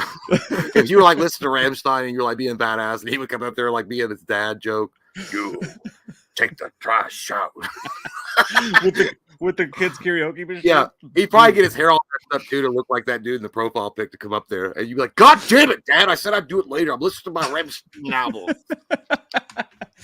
Dallas Cervantes says, "I work at Walmart in electronics. It's the worst." Oh, dude. I couldn't imagine, especially around the holidays or tax season. Oh my god, dude, you got to look at the greener side and just go over to Target. Things are so much better. There's just you if you go over to Target's electronics center, you literally just trade in like really scary turtle people for like girls in UGG boots. I worked at Target for a little while in the electronics section. Just it's like Night at the Roxbury. Sup. Just hot girls everywhere. I don't know, man, because I mean, going from Walmart is like leaving one apartment that's on fire to another apartment with asbestos. Not so it's just, I mean, I know it'll kill you slower, but it's still got asbestos in the walls because you got to deal with shitty customers. Yeah, it's not fun, but it's way. It's an aquarium. Well, is it Walmart? I think Walmart is giving their guys. I thought you guys were getting a $2 raise. I don't know. Yeah, I guess it would depend on what. I guess it would depend on what your motivations are for staying there and working for it. Yeah. You can go to GameStop. They don't do shit. Aren't they the most evil corporation in the world? They are. Well, no, they used to be. Ticketmaster. No, yeah, actually, don't go to GameStop. Apparently, they're like they'll cut your fucking hours if you don't force those game magazines on people. Do they still exist? Yeah, that's crazy. I don't know how. With downloads, somebody's like butt fucking the devil and getting all sorts of butt milk from him. But they got it. Yeah, you got it's butt milk. That's the new store that's going to move in when GameStop closes. Butt milk products here. Hey, you know what? It doesn't matter, dude. In a world where Robert Downey Jr. was pushing on bugs as like the ultimate protein for people, they should eat live fucking bugs. I wouldn't be surprised if it was like, hey, you know what? If I heard butt milk is better than almond milk, go ahead and have some butt milk every day. And then you just squeeze it from your butt. You just squeeze it from your butt. Texas Tootin', speaking of butt milk, says, going to the pew pew range this morning, got me a new pumpy boy to try out. Y'all ever ate glue? Y'all ever ate the glue? Man, I ain't never ate no goddamn glue if I was sober, Texas Tootin'. Now, I might have ate some glue if I was drunk as hell, but what you mean you got a new pumpy boy to try out? Green. Man, I told you to stay off 5th Avenue at 11:58 in the morning. They gonna catch your ass. You gonna be an episode of Cops, Texas Tootin'. Stop it. Pumpy boy. Now, I ain't get yourself in trouble there. I never heard of pumpy boy. I know what he's talking about. He's talking about a fucking gun. Yeah, shotgun, I guess. I know, but I didn't read. I got the pew pew range. Pew pew. Go ahead. Pew, well, pew. if that's the case there, Texas, go ahead and pump the shit out of that boy. Pump him real hard and real good and real slow, right? Good enough to fuck your mother. Child of the Corn. Thanks, buddy. Congratulations on your new movie coming out. It's a singular. Child of the Corn. He's the only survivor. Dude, I watched the Children of the Corn. I'm going through the franchise. I just watched one. No children, no fucking corn. Like the whole goddamn movie. Well, there's one kid for like 8 seconds, and like the rest of it's like, I mean, I'm not disappointed because I don't watch the movies for the children or the corn. That was a weird sentence. Yeah, I wouldn't say it out loud again. No, you're on YouTube. We want monetization, or at least limited monetization. Oh, Jesus. First, we made fun of the Queen, and now this. Yo, what's good, fellas? What action films impacted you guys most as kids? Well, that's a great question. For me, it would be Batman '89. Yes. T2. Yes. Original Ninja Turtles. Yes. Good shit as always. Those are good. Major League butt kicking is back in town. All right.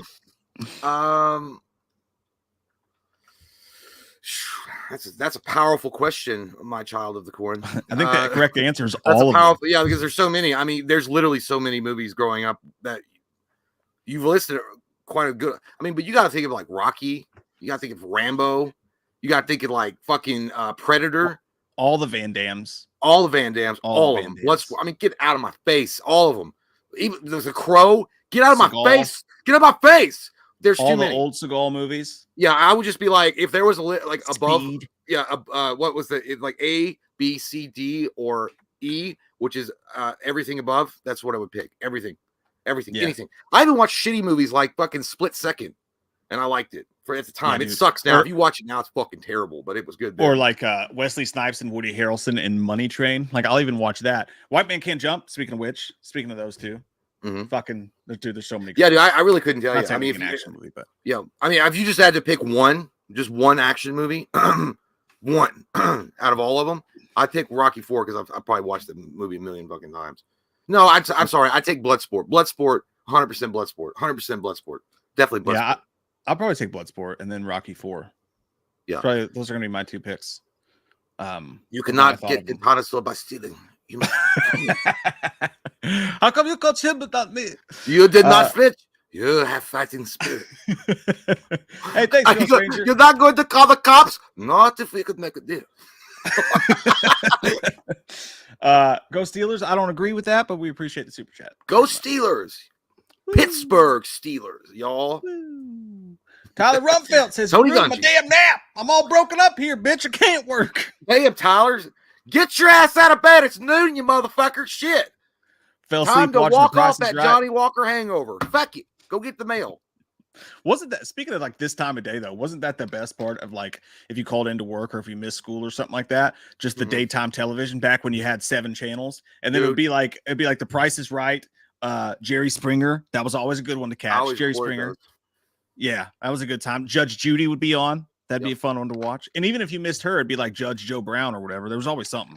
You only got it was weird because in the mornings I had the good ones, like the Jerry Springers and some of the other ones I watched. And then when you got to like the noon part, the noon parts aren't stuck you, dude, because you'd have like Eureka's Castle would be on. You're like, oh shit. You'd watch it, but you'd be like, God damn, I don't want to watch this. But you'd be like watching it, make you depressed. Or Barney would be on. And then you would secretly watch it, but tell no one that you watched it. And it might be a good episode. It might really teach you about friendship and love. But you would never share that. The worst pocket you would hit was the daytime soaps pocket. That's the worst. Yeah, because then that's when you pop in the old tape, the old VCR. Yeah. The fun time's over with once they start with that the days of our lives, the globe and shit. Did you ever watch any of that? Like I think I watched it. No, not on purpose. I think it was over at my dad and stepmom's house, and they had it on one time. And they just I was a kid, so they just plopped me in front of the TV because they didn't want to raise me. They didn't care. And they were like, watch this. Because you mean everyone in the 90s? Yeah, pretty much. Yeah, especially no, I was raised by my grandparents. They took an active role in your life. My grandma did it anyway. Because she was like, old school. So I'll switch your legs if you don't tell me the truth kind of situation. But yeah, I watched like 20 minutes. Dude, it's the worst. Even like a 6-year-old or 7-year-old, I was like, this is fucking terrible. Yeah. Like, it's the worst thing I've ever seen in my life. I would always like it when they would try to do action subplots. It was so bad. I bet they had it. And like, it's twin. There's always a twin. Oh man, daytime TV was the best, dude. Because you just knew you did something wrong or you were sick. Either way, you didn't have to go to school, and that's all that matters. Dogma says, or as I like to call him, smack my bitch up. That's what it looks like. I'm a fire starter. Twisted fire starter. I know that you guys probably don't know anything about Five Nights at Freddy's, but are y'all going to watch the movie Blumhouse when it comes out? P.S. Matthew Lillard's going to be in it. Yeah, that's awesome. I know a little bit about Five Nights at Freddy. I've never played the game, but I know what it is. I mean, Matthew Lillard actually he makes sense to be in it because it's kind of got a crazy plot to it. So the animatronics come back to life at night and they're haunted, and then Matthew Lillard's running around. Chuck E. Cheese, right? They're like Chuck E. Cheese dolls or animatronics, yeah. Yeah, I mean, I'll watch it. I mean, shit, fuck yeah, I'll watch it. I'm glad that Matthew Lillard's getting work. Hell yeah. Yeah, and I hope it's huge for him, man, because he deserves it. But like I think that, I've tried to. I don't know what the fuck it is. Like my 13-year-old, she's 13 now. She doesn't watch it now, but a couple of years ago, she was way into that shit. Like her and her friends were way into it, and I just don't like. Where did it? What is the origin? Like, if you want to, here's a good question for you, Dogma, and for you in the chat, for fans who are of Five Nights at Freddy's. Where's the starting point? Where's the entry point? Because back in our day, it was like things didn't come from the internet or the computer; they came from fucking movies. So like a movie would happen, and then everything would branch off of that. So you had an original starting point. If someone who wants to get into Five Nights at Freddy's, where do you start? It's a game. No, I know that it's the game. Is it a computer game? No. Yeah, it was a game. I don't know if it came out on Xbox or I know it was in PC. It's a game. That's where it started. It was Five Nights at Freddy was just a game that was really popular. Like Xbox 360. I don't know if it came out on the Xbox. I know it came out on consoles. I just don't know when. So if you wanted to go back to the because Andrew was into that shit, dude. I remember a few years ago. It's not accessible. What? I think that's what I'm saying. Like, I think even if it was like an old game like that, like it's probably the graphics and stuff are so bad, it's probably not accessible if you wanted to jump into it. I think it was more of the scary part of it. Like there was a lot of jump shit, and it was like there was a lot of apprehensiveness going on in the game because you had to do certain things before they got to you. I sound so old right now. You look it. No, it was like that thing from Ghostbusters where he's like, "You don't look good." He's like, "Yeah." He's like, "Well, you look better." When they're walking in, when they have the cigarettes on their mouth, that's how I feel. That's how we both look now. We both look like shit with slime all over us. Old age is happening fast. Isabel Pratt, cool. Thanks so much for that, Isabel. You're the freaking best. She says, "Hey guys, you guys make the train ride a lot better." I think it's crazy, dude. Isabel's out there just riding trains like a motherfucker sometimes. Yeah, you all assholes had the audacity to bring up that train situation from that Ghostface guy in New York. Don't worry, Isabel, you're safe. You're in Sweden. Yeah, they probably manage their roadway systems a lot better in Sweden. They don't even have access to knives. It's just plastic butter knives. Everyone's safe there. It's okay. It'll snap. Oh man, I hope you had a good train ride this morning, Isabel. You fucking rule. And that shit put me to sleep. I probably missed my fucking stop, dude. If I was on a train and I was just like going to work, I'd just like fall asleep and never wake up. I'd probably be in like whatever Norway. I've never been on a train before. I haven't either, but I mean, I'm sure it's relaxing. It's one of those like if it's one of those like trains that you see like in the movies where it's always like, even if it's a shitty seat, but where they've got like you can lean back a little bit. Yeah, but I'm afraid to be like that train like Euro Trip where that guy's like, excuse me. Oh yeah, the one that was it. The one that is he the one that licked feet or no? That was in another movie where the guy was like licking her feet. She was on a bus. Or Under Siege 2, they were banging in the train cart. I remember that. I just now got the image of that guy's like, "Oh, excuse it," and then they go through that dark tunnel, and he goes, like he gets really happy that they're going through a dark tunnel. Oh man, they should remake the movie Devil and with the elevator and just put that guy in there with him. He's like, excuse. Every time I like, excuse. He's like, he was like on top of. He's like, "Oh, excuse." Dude, that shit, I forgot all about that part, dude. If you guys don't know what we're talking about, go to Euro Trip and just go to the part where it's a train ride, and there's a part where the dark tunnel's coming up. This creepy Italian guy is harassing him. He looks, when that guy goes, "Yeah," I wish they looking for some hot stuff, baby, tonight. I wish that song would come on. That is probably the best scene in that movie, other than you made out with your own sister. It's a fun fact. For sure. Michael Parton says actually more into the gay sex, but sadly you don't see that in movies that much. But I hope the Lost Boys remake has a lot of it. I think I did the wrong Lost Boys movie. The Lost Dick in the butt. Yeah, who knows? I wasn't there a movie with a lot of gay sex that just the movie we were talking about in reference to this was Infinity Pool, and I'm pretty sure. Well, there was an orgy scene because everybody was on drugs, and it's funny, dude, because she's on top of him in the bed, banging, and then the camera pans down, and there's this creepy guy who kind of looks like the Excusey guy if he was like older than the mafia. Yeah. He's at the bottom of the bed, like rubbing their feet, and he's like doing this. Oh man, that just sounds like either one of us when we drank too much and we're like, we don't know where we are. We're like, we shouldn't be doing this. So we're going to do it. But Michael, I swear, if you worked at, Mike and I worked at a video store, if they still existed, you came in and said that. I'm more into gay sex, but you don't really see that much anymore. Do you guys? I never get pit stains. That smells like butt milk right over here. That's disgusting. I hate when you do it and you don't realize it, and you're like, oh, I just did it, dude. I know. Look at that thing. It happens. It happens. I'm embarrassed, but now if we worked at like a Blockbuster and Michael came in and says, I'm more into gay sex, but sadly you don't see it. You guys have any recommendations? They'll be like, Brokeback Mountain. Because you're right. I don't know if any that has like explicit gay scene or gay sex in it. I mean, Brokeback Mountain's got a pretty explicit scene in it. That's a rough one because he's like that. He's like, yeah, roll over. I'm gonna stick it on in you. That was that. Then we're gonna decide the whole relationship right now with one. That was yeah, dude. And Jake Gyllenhaal was like not even fighting. He was like, okay. I'm like, God damn. I mean, you're a cowboy. Stand up for yourself. Fight for it. Like, then if you lose, then you get it. It's like you wrestle around and whoever winds up on top is the bitch. Or is it the guy that's pile driving? I don't know how it works. I don't know how I rock, paper, scissors, maybe. I don't know. I mean, by the way, sometimes you can't demonetize this. We're having a conversation about the beautiful gay sex. So you cannot it's a beautiful thing. This is educational. Eddie Chase says, thanks, buddy, by the way. He says, thoughts on recent reboots, requels with intention of having a trilogy. Example, Halloween with what they did, Scream with what they're doing right now with 5, 6, and allegedly, hopefully 7 is good, but not sure this story and Final Girl need a trilogy or Scream 5 is good, but not sure this story and Final Girl need a trilogy, the character fleshed out. I can see that. I can see it. Honestly, like I don't mind it because whatever gets us more content, it's one of those things that's like, what's the word I'm looking for? Like, don't throw the baby out with the bathwater. Like, I don't love the whole requel thing because it's being done so often and you're kind of getting tired of it. But at the same time, if that's what it takes to get stuff like The Exorcist, well, maybe not The Exorcist so much, but stuff like Scream and all that and Nightmare back, fuck it, I'm down. You know, where the fuck did that saying come from? Don't throw the baby out with the bathwater. Did that shit happen? And then like, don't, hey, old Terry over there threw his baby out with the bathwater, so don't you do that. Like, where the fuck does that start from? Did that actually happen to someone? They threw the bathwater out because they didn't realize the goddamn baby was in it. They just thought it was heavy. It says no, that was murder. You killed your baby and tried to say, I just thought my bathwater was in it. Wikipedia says that this idiom derives from who you calling an idiot? This idiom derives from a German proverb. Das I didn't know. So we're talking about the Bible now. The earliest record of this phrase is in 1512 in baloney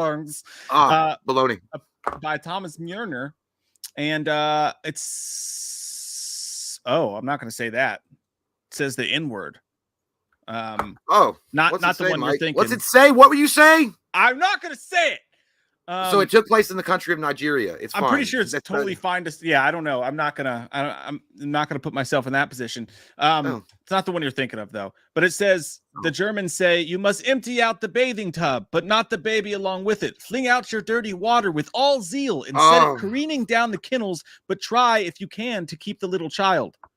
That sounds like somebody fucking was murdering their babies left and right. And they finally had to be like, hey, we got to make it. That's just a weird term. Like, it's like you murdered your baby and you're trying to say, I just thought my bathwater I was throwing out. This bathwater's dirty. Just say you didn't want your baby. You fucking piece of shit and go leave it on an orphanage step. It's super weird. But what were we talking about? Babies and bathwaters.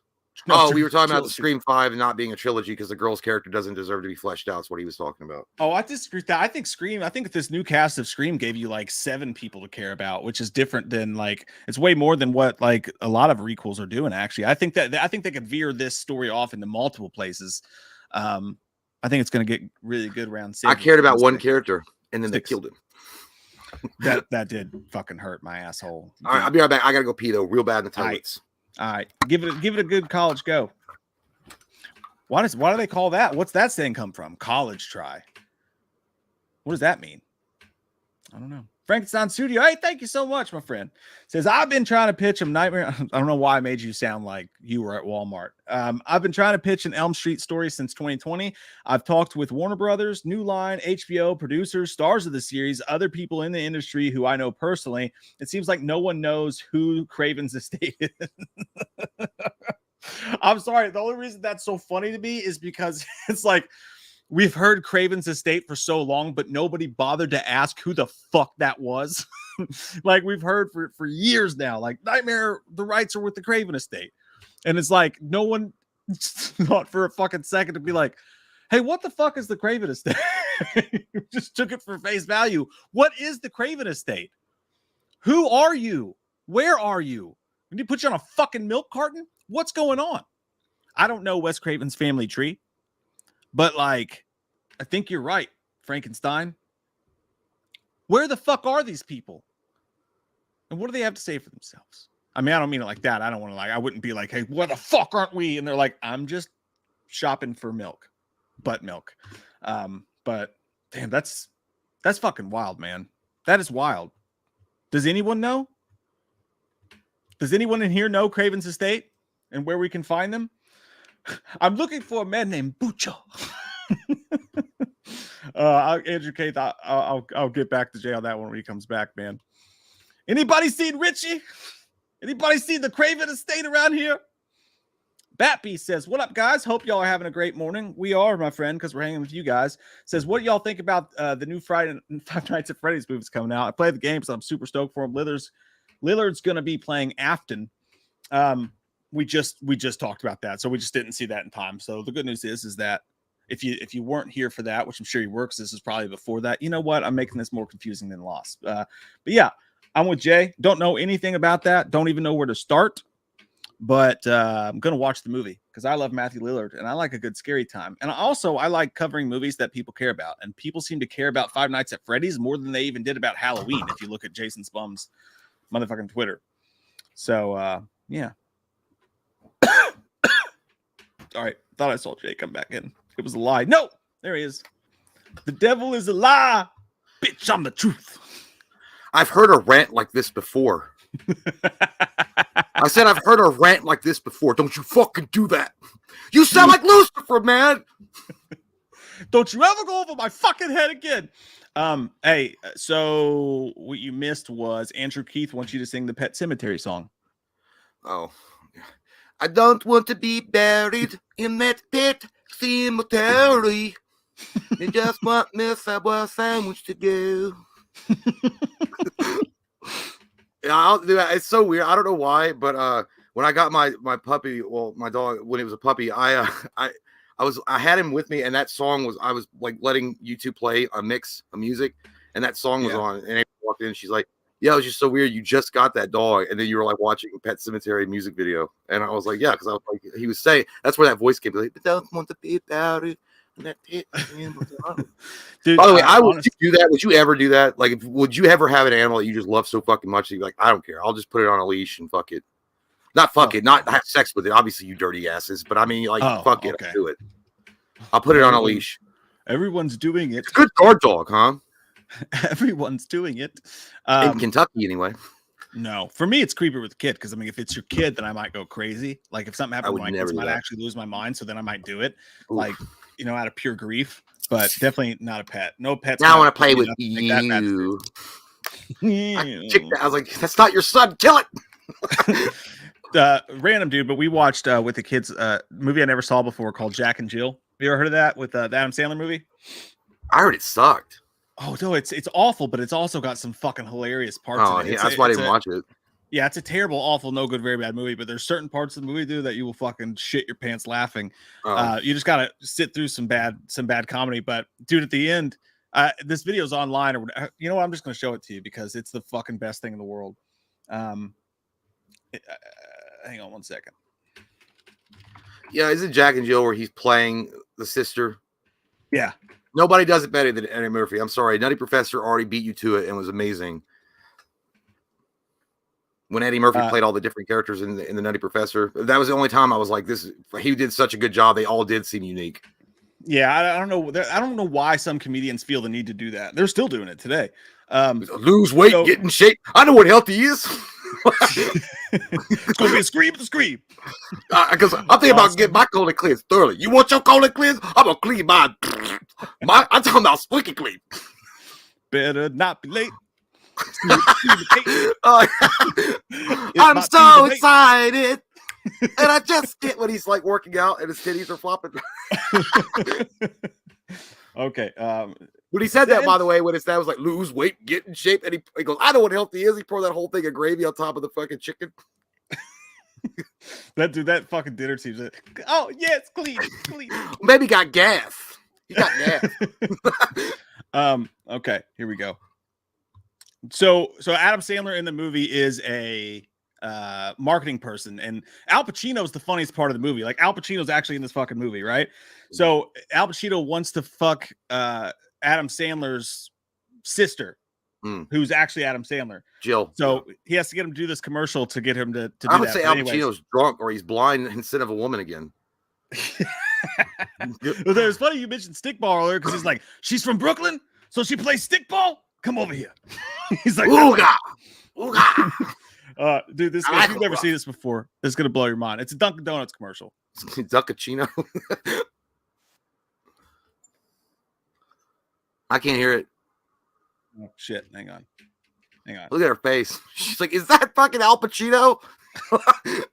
She looked like an extra that was on set. Like, "Oh my god, it's Al Pacino! I didn't even know he was gonna be in this."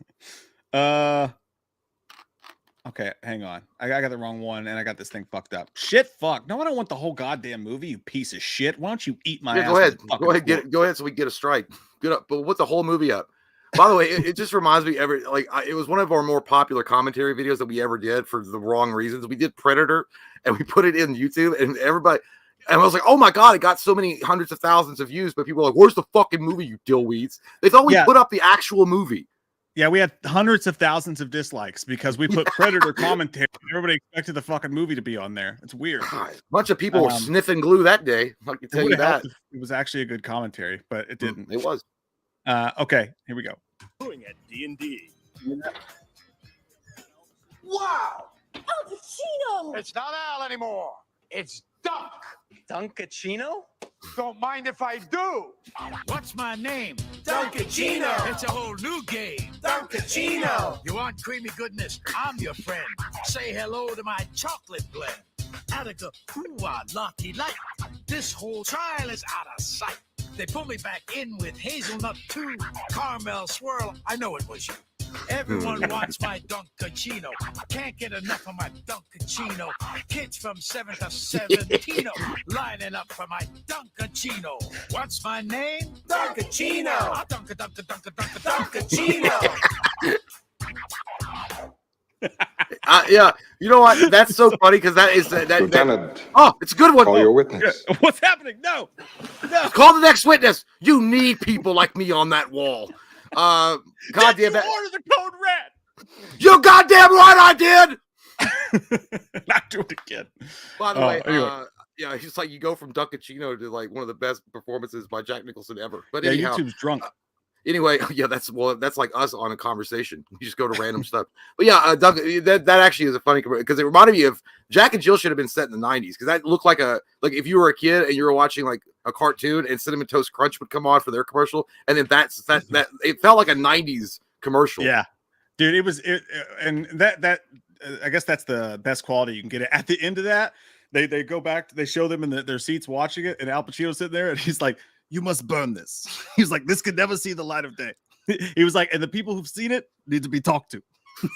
It's funny as shit, man. It's really good. Yeah, actually, I didn't know because I've never seen it. I said that girl was like that she looked like an extra that didn't know it was Al Pacino, but it actually is Al Pacino playing Al Pacino, so he's playing himself. Yeah. And dude, and honestly, he's the best part of that fucking movie. I don't know. I can't. There's certain and I know people love Adam Sandler, but I hate to say it, but dude, I feel like he just kind of had his time in the sun. It's kind of gone. I don't know. I just don't. Yeah, he does. I don't know what he used to. I mean, it's not that obviously Adam Sandler's fine. I don't want people to get on here and be like, God damn, Jay hates Adam Sandler. What a piece of shit he is. I hope he dies in a car accident later. Oh, I don't want to be Al like Pacino. No, I'm talking about Sandler. Oh, well. No, Pacino's always going to be gold, dude. Pacino can do whatever. I mean, Pacino could be 100 years old and still be gold. I'm talking about Sandler. Yeah, as far as the comedy stuff goes, but but honestly, dude, it's kind of weird. Like his comedy's the only comedy that you can really get made these days because it's completely not offensive. But we watched Grown Ups the other day, and it's like if that came out today, actually, that whole thing I said's not true because we were watching it. We're like, if this came out today, there's so many people who would call it racist. Well, there's no way. Like if you look at jokes, but you look at stuff like he did back, Billy Madison and Happy Gilmore. There's no fucking way. Mm-mm. But I'm just saying, like, my point being is, like, I feel like he peaked at some point, and then but I'm going to be honest here. I fucking don't like that movie, and I know it's one of his most popular movies. Is Little Nicky. I fucking hate that movie, dude. I hate that movie too. It gets on my nerves. His goddamn voice annoys me. I can't stand it. I can't watch it because of that reason. By the way, take it. I don't mess with the Zohan. Fucking hilarious movie. Love that movie. Big Daddy was a great movie, also very emotional and good. He showed some range there. I didn't like Mr. Deeds. I just didn't like it. I felt like that one didn't. The only funny part that was the guy who's like, you underestimated my sneaker. Yeah, I mean, there's some funny parts in it, but I don't know. Like my wife's obsessed with Adam, so like she thinks he's great, and like she still watches Hubie Halloween like every fucking day almost, or every other day.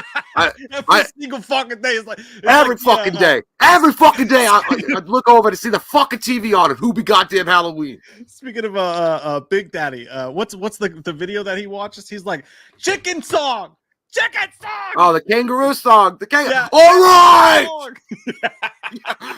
That's April. Just like I know she Halloween. Dude, this one time she got mad because I was like, I'm not watching Hubie Halloween again because I already watched it like twice or something. I think we watched it. I don't know how she wanted to watch it again. I'm like, I'm not watching it. She's like, you said you'd watch it. I'm like, I don't want to watch it now. And she's like, but you said you would. And I was like, I don't want to fucking watch it. I don't. And I was trying to be nice, but I wasn't saying it like that. I was like, no, I don't want to. I really don't feel like it. I actually feel sick. And she's like, well, how does that have affected you? I was like, my eyes hurt. I have to close them. I have a headache. But I can't. That movie, it was funny one time. And it wasn't even that funny. It was just like kind of whatever. And then I was like, I'm done with it. I never watched it. Anyway, I feel like I'm ranting and shitting all over Adam Sandler. And I'm not saying that Adam Sandler's not still funny, but dude, no. When he was at his height, like he got really annoying for a second. But I think I went back like last year or something and started watching his newer movies thinking I'm going to be annoyed, and actually fell in love with some of them. Like even some of the newer ones are actually just like, I think it's just a lack of comedy, you know? Yeah. Like, so well, look, I mean, I think he's a great guy. I think he's a good guy. I mean, he's the only one that keeps Rob Schneider employed. So, I mean, that's a good thing. Dude, I still love that scene in Grown Ups when he's like, now see, I don't make jokes at funerals, but that's fine. He's like, come here. And when he hugs Rob Schneider, he puts his finger all the way up his ass and he goes, yeah. He's like, it's all right if I finger your butthole a little bit. Yeah. Shit's fucking hilarious, man. I don't know, man. Anyway, but I haven't seen some of his more serious shit either. So I can't really say anything. I haven't even seen that one with the where he cuts diamonds, whatever, the diamond cutter. You sound like my mom talking about movies. Yeah, I don't remember it. Power Rangers. It's Uncut Gems. That movie's fucking awesome. Yeah, I knew it was about fucking diamonds or gems or something. Yeah, he's like, I'm gonna come. Yeah, I haven't watched that. So, Dogma says to make it easier, I am a girl, so you can use she. There you go. We've been calling you a he because of your picture, because of Twisted Firestarter. And been a girl the whole time. So there we go. Caleb Parkinson. Morning, Taylor's wife. Dude, look at Caleb's new picture. Is that a stick man with a... That looks like what he's about to say. He said, pretty sure I lost 15 pounds on the pooper. That's what you look like. It's probably you just drew that. Is that what you looked like when you're taking a shit? Oh, that's right. He had the squid. Yeah, he had the squirty dumplings. Yeah, and we found out what the death touch was, which is when the toilet water hits your butt. Mm-hmm. Yeah. I'm glad you're feeling better, man. And hey, you lost weight. And it's like a goddamn volcano coming out of there. Fucking... what was that part in that Anchorman 2? Now I know what those poor villagers of Pompeii felt like. Instead of hot lava, they was frothy cum. Or frothy ejaculate. That boy says, I know he's old, but Richard Brake from Barbarian as Freddy as a one-off. I don't know a younger equivalent if they went for potential sequels. You know who he's talking about? That name sounds real familiar. Dude, I mean, he's the dude from all the Rob Zombie movies. He played the Joker looking fucker in 31. Oh yeah. Now, that guy definitely. He could definitely pull it off, but he's a little older. Yeah, this dude. Yeah, 100%. It's like you don't even need that much makeup. No, you just walk in, smoking that cigar. You're in. He's still handsome though. Yeah. No, well, he's not gonna watch our shit anyway. But so it's like Richard Brake commented on your videos like, "Hey, you guys are fucking uglier than me, so shut your goddamn mouths." It's like, okay, Richard Brake, thank you for sorry, yeah, Grayson. But no, he would be great. But the whole point is that we were talking about though is the idea of having a younger one so we can build potential sequels. That's true. That's a good point. Michael said wanted to go to the movie studio grill to see the Pet Cemetery remake because they were giving away cats to promote the movie. That's fucking up. That's actually scary and weird, but kind of cool. Yeah, it's like, hey, after the movie, maybe we can kill it and see if it comes back to life. Yeah, no big deal. We'll just get drunk on Natty Lights and see what's going on. Texas Tootin' be all about that, huh? Also, if a grill is giving away free cats, don't eat the hamburgers. Yeah, don't do that. Think about it. By the way, you would be like, "Oh, it's a cat," and then by the way, when you like have to, when it doesn't want to, like return your attention because it's a piece of shit, selfish asshole, then it'll find its way onto the streets of Maybe when you Philadelphia. come back, you'll have some respect for this home. Jack Hunter said, "When is Stab Scream fan film commentary coming?" Stab Scream. Oh yeah, on Patreon. So Jack is a Patreon, and on our Patreon we have a tier where you can pick a commentary, a movie for us to review, and he found a Stab fan movie, an actual movie made in the vein of Stab that's apparently fucking awful. And he likes to see people in pain. I don't want to do that, Jack. You could take your anti-Venom profile pic and go find yourself some other hobby than torturing people on the internet. I don't like that. No, I mean, I didn't even know about it. I mean, me and Mike has watched some horrible shit before. So, I mean, whatever. If you vote on it and it wins, I guess we'll have to watch it. But oh, that's not even a vote win. That's just his personal pick. Oh, he wanted to. He's a sadist. Yeah. God damn, Jack. All work and no play makes Jack a dull boy. You've gone insane, haven't you? I'm not going to hurt you. I'm just going to bash your fucking brains in. Come here, Wendy. Wendy. And by the way, we have to film. We have to record our Patreon commentary soon. I still know what you did last summer was what they voted on. The sequel. Oh my god, motherfuckers! No, Jesus. I'm telling you, man. Go back and watch it, or we'll watch it together. It's got Jack Black in it. It's pretty what I good. still know what you did last summer. I still know what you did last summer. I still don't want to watch it. I hate, dude. I swear to God, I can't. Oh God, we watched. I know what you did last summer. I can't. I just don't like it. I promised, by the way, the things that we would talk about on here, and we've just been running our fat mouths. We'll just go. But we do have something we have to talk about real quick. I'm gay, but also, Arnold Schwarzenegger has a new TV show coming out called FUBAR. And it's basically, I wish, dude, I can't stop coming. But it's finally like a legit thing. Like they did a True Lies TV show, or they're doing one, but he's not a part of it. But this is basically allegedly his True Lies TV show called FUBAR. And I know about this because I'm on Arnold's newsletter. You are gay. I'm not ashamed of that at all. Yeah, you are super gay. He gives good tips. But he talks about it. He was like, no, he's like, I worked like 14 and 16-hour days, and like it's crazy. He's like, you guys have no idea how amazing this is going to be when it comes out. But trailer's out, so let's watch it together and see what happens in the pee-pee hole. That's not what I meant to say. I wonder if Tom Arnold's in it. I don't think so. I think didn't he do something to get canceled? I don't know. Anybody fucking breathes or farts the wrong way gets canceled. That's true. It's hard to remember. Maybe I'm thinking of Randy Quaid. I don't know. Anyways, it was Randy Quaid. Randy Quaid did. Like, didn't he like have sex with his wife on like the internet or something? I think he just had sex with his wife, and that's not allowed anymore. Oh, that's it. That is illegal, by the way. That's illegal. You can't have sex or be in love with your wife. That's just stupid. Thank God. Here we go. I can't hear it. Let me ask you. Wait, there it is.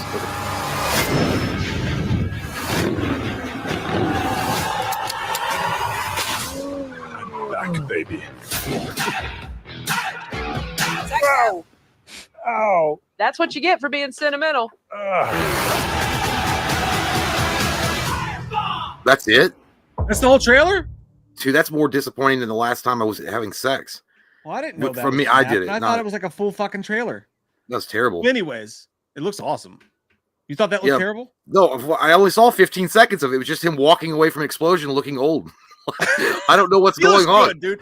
Obviously, if Arnie's in it, if it's like a True Lies successor, I want to see it. But I mean, I don't even know what the fuck happened. They were on a boat. This old fat lady hit him in the nuts.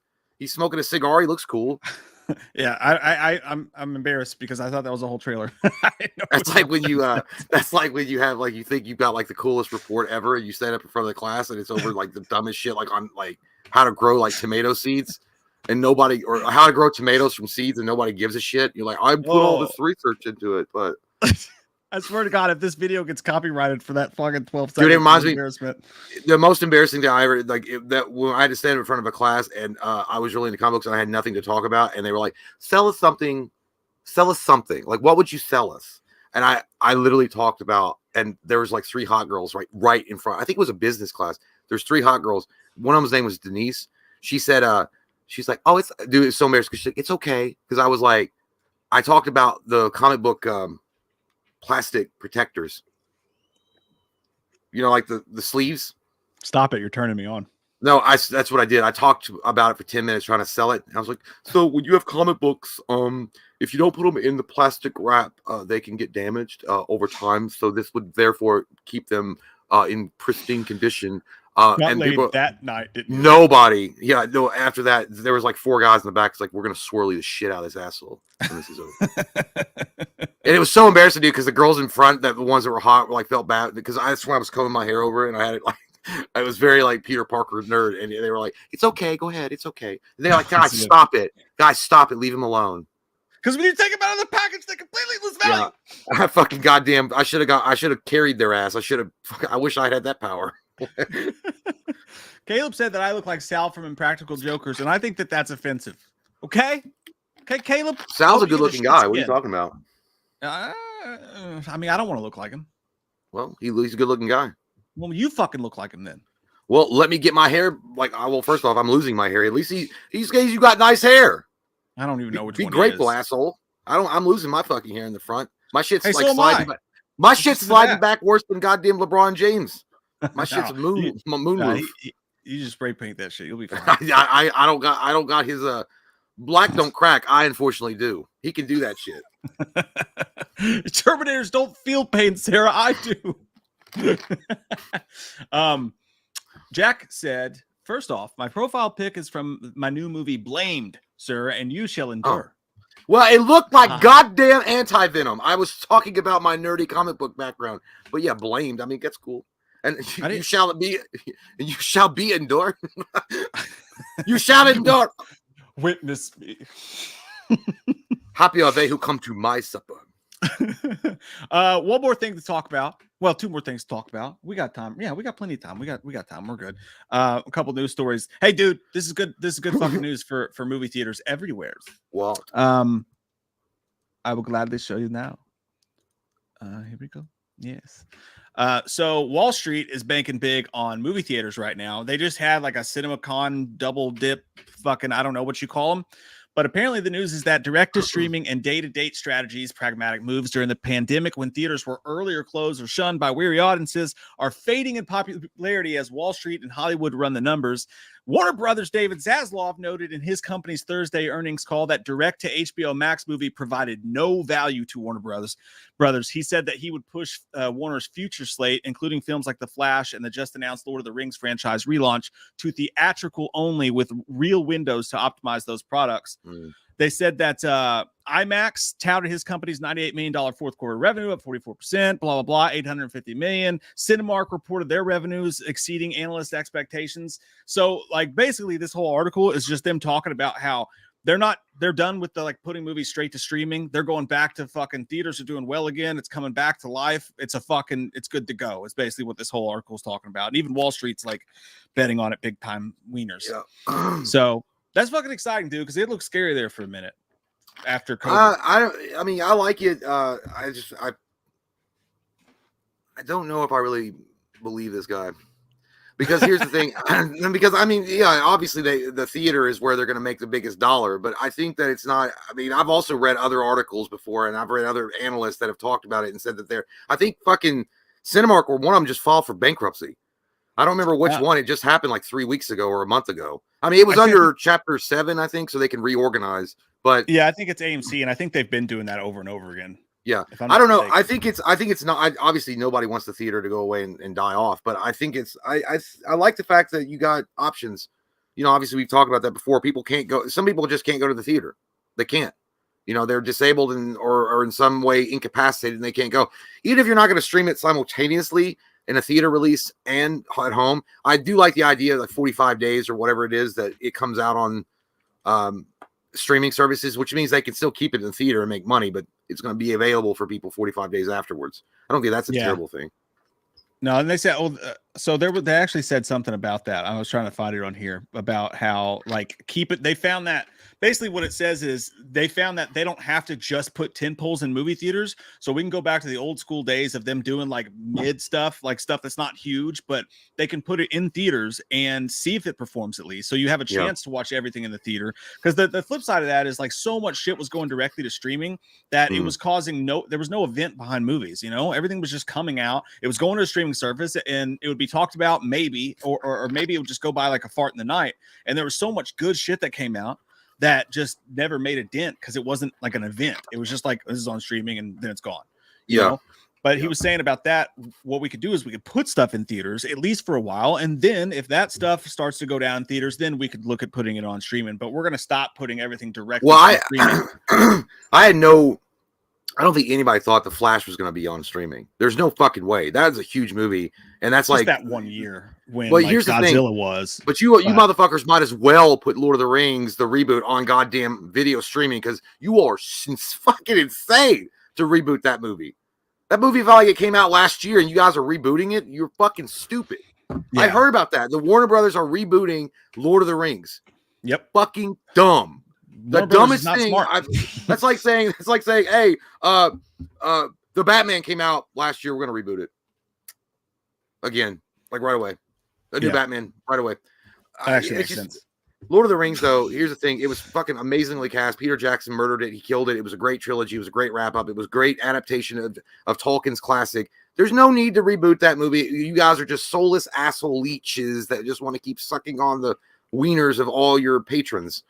And I mean, that's fine, but you just want to suck them out of the money. That sounds like Warner Brothers that you're talking about there. I walked in mid-conversation, but that sounds like Warner Brothers. It does. But anyhow, you know, whatever. I mean, I understand about the Flash, but you guys, I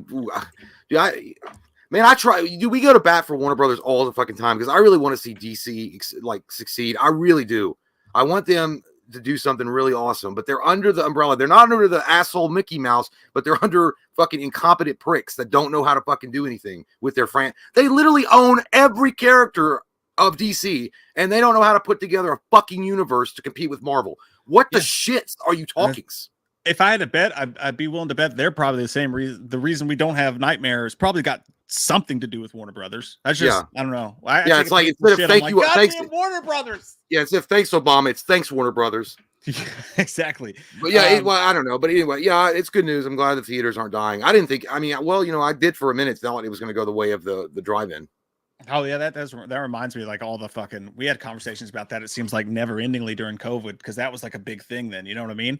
Like, are we even gonna have movie theaters after this? I don't think we knew if we were gonna have anything for a while after that. So it's just good news that they're still there. Yep. But another thing. Okay, so last story, unless something comes up here, is on the flip side of the box office. Marvel be in trouble, they say. They say Ant-Man 3. Look at that fucking MODOK, dude. Dude, it looks like a bloated ass version of the dude that played in Split. Yes. What's his name? All the beasts. James McAvoy. Yeah, because Kanye's my main man. I listened to Drake too, though. He's like, no, that's the second one. He's like, yeah, Kanye used to be my main man, but now it's like Drake. Drake.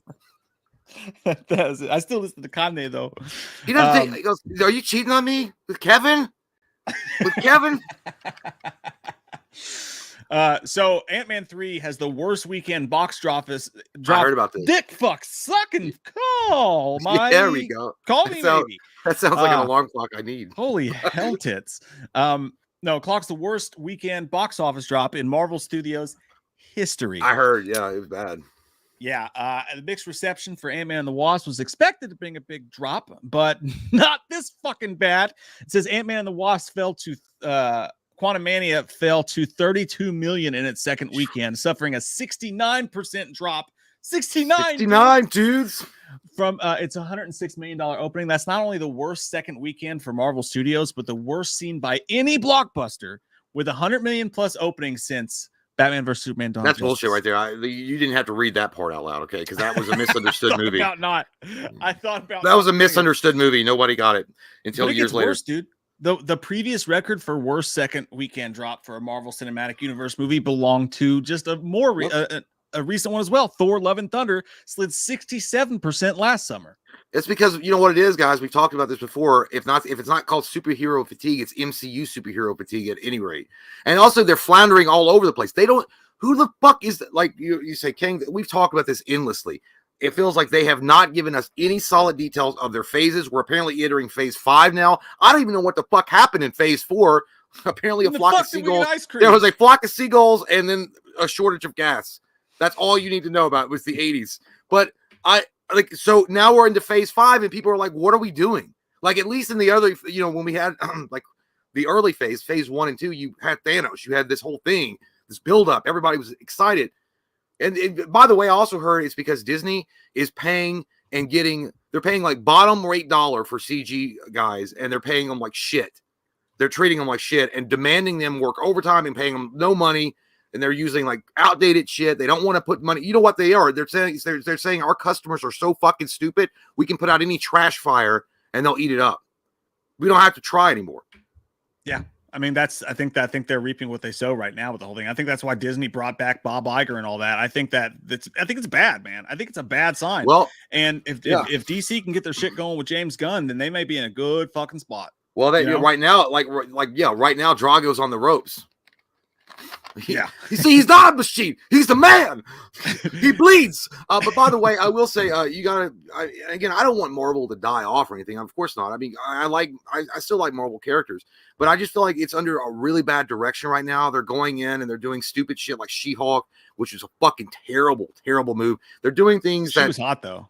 Oh, goddamn, yes. I will. I fuck her green or not. Whatever. Yeah. I don't give one shit. Please sit on my face. She could Hulk crush my face with her vagina any day. But anyway, but all by the way, it's gotten to a point though. Disney understands at this point that it's gotten bad enough. They're finally starting to listen, and they're saying that numbers matter. So maybe we should start listening to our fucking audience, the ones that actually buy our products and go and see our movies, what they like and what they want, instead of trying to do our own thing over here to be like the virtue signaling assholes that they've tried to be over the last 5 years, and we'll get better results. And by the way, they're also canceling. They haven't said it, but they've said they were doing a stoppage of all their upcoming TV shows because of this reason.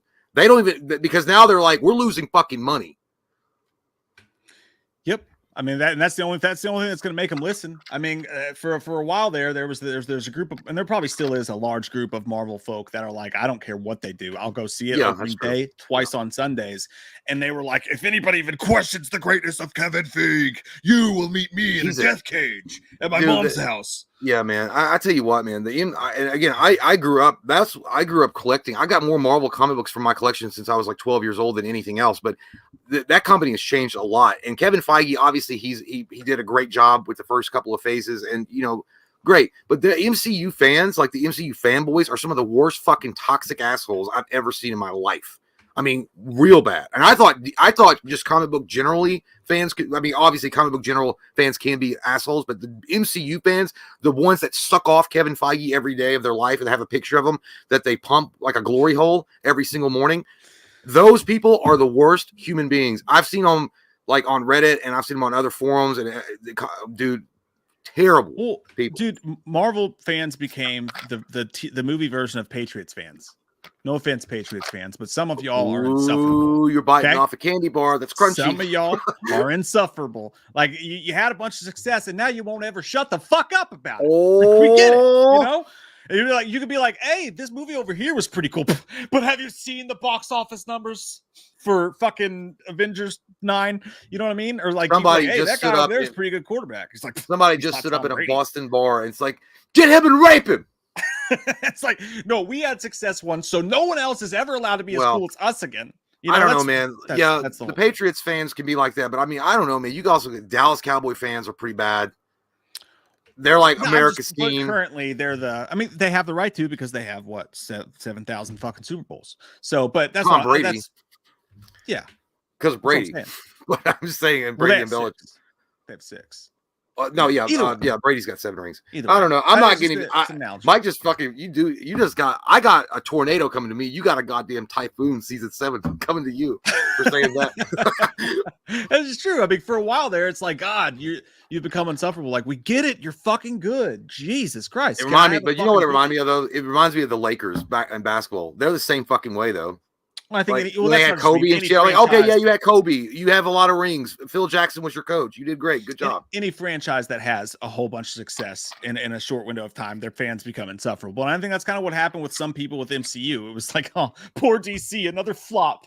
And yeah, dude. Yeah, that's why, you know what? I swear they review bombed. I'm not saying they did. I'm understanding there were people that had problems with, Batman versus Superman and things like that. But I feel like it was review bombarded on. Like, I feel like people just went on there and like gave negative reviews just because it was a DC movie and not MCU. Like, there were people actively cheering for DC to fail because they don't want DC to be a competitive entity against MCU. I was like, why would you want that? These are the same people that probably cheered when WWF bought WCW and it wiped out competition. Therefore, the product suffered. We need the competition. I hope Disney sees this, bro. Like, I never get it, man. I'm not actively rooting for Marvel to fail. Don't get me wrong. Neither one of us are. I like it. I like them both. But at the same time, Marvel's shit's become stale, and you'd have to have blinders on to believe otherwise. That shit is stale as fuck. Yeah. That is more stale than our jokes. Superhero fatigue is there across the board. I have no fucking interest in seeing Shazam 2, and that's a DC thing, but it feels like a Marvel thing. So it's like it's the same exact thing. I'm tired of that movie. I'm tired of that specific fucking movie that they've made 1,000 times. And now they're trying to be like, well, if you're sick of that movie, let me give you these fourth-rate characters that you don't even know who the fuck they are, and then give you that movie again through them. And then I'll fuck you if you don't love it. The Marvel did a great job, but by the way, it wasn't Kevin Feige. Just to be honest, this was before Marvel was acquired by Disney. Jon Favreau and Robert Downey Jr. made Iron Man. Okay, they took that was a 4th-tier character pretty much in the Avengers. Nobody really they knew who Iron Man was, but they really didn't know who Iron Man was, and they made him a global fucking box office hit. But that wasn't Kevin Feige necessarily. That was Jon Favreau's direction. By the way, it was awesome, right? Jon Favreau was great. He did a great job. He took a character that nobody thought could make money and made a fucking massive goddamn comeback with a guy that nobody in Hollywood thought would ever act again, Robert Downey Jr. By the way, the same fucking dude took a show, The Mandalorian, and made it badass and brought back a good attention to the Star Wars franchise where they fucked it up by, making Luke Skywalker a dumb asshole that drinks tit milk on a planet of fuck. Who cares? But I'm glad. But anyway, all I want to say, I just want to make sure people understand we don't actively cheer for Marvel to fail. No. But that's Mike's talking about the snarky ass hero, the snarky ass like goofy lovable guy that wink wink. He's a superhero, but he's like he knows it's kind of a joke. You know what I'm saying? Like that clean cookie cutter fucking same old formula they use. I mean they do. Yeah, it's totally fucking tiresome. And I love you, Vanessa. I know you're a Patriots fan. I wasn't talking about you specifically. Jack Hunter says, listen here, sir. I couldn't say what I wanted. YouTube didn't let me sit in the chat. Please enjoy Stab because I will enjoy every minute of watching you cringe. I heard him like a villain in the dark. yeah. And he's like that dude in the campaign that disappears into the shadows. Or John Lovitz in a Wedding Singers, like he's losing his mind, and I'm reaping all the benefits. I don't know why YouTube didn't let you send the. You probably were using bad words in there, weren't you? You can't curse in super chats. Yeah, you can't. I don't think that's true. I thought somebody said "fuck you assholes" before. No. Oh no, they just said no. They just said here's $5. You guys are fat and ugly, and here's $5. I'm gonna go. And then they just like come watch my channel. I was like. You just paid us $5 to insult us. Okay, we'll take that all day. That sounds like that's cool. Andrew Key said if they rebooted Lord of the Rings, they can add Tom Bombadil from the book. I don't know what that is. Did you not read the book? I did. You're like not 1,000 Hobbit cruncher. 1,000 years ago. What do you call hardcore Hobbit fans? Gay. No, I don't know. There's nothing wrong with that, Jay. Obviously, there's nothing wrong with being happy. That's what I was talking about. Too if I was a fan of such a great franchise, I would too. Obviously, I wish that maybe they do add Tom Bombadil. I like the franchise. I don't know who Tom Bombadil is. Babadook.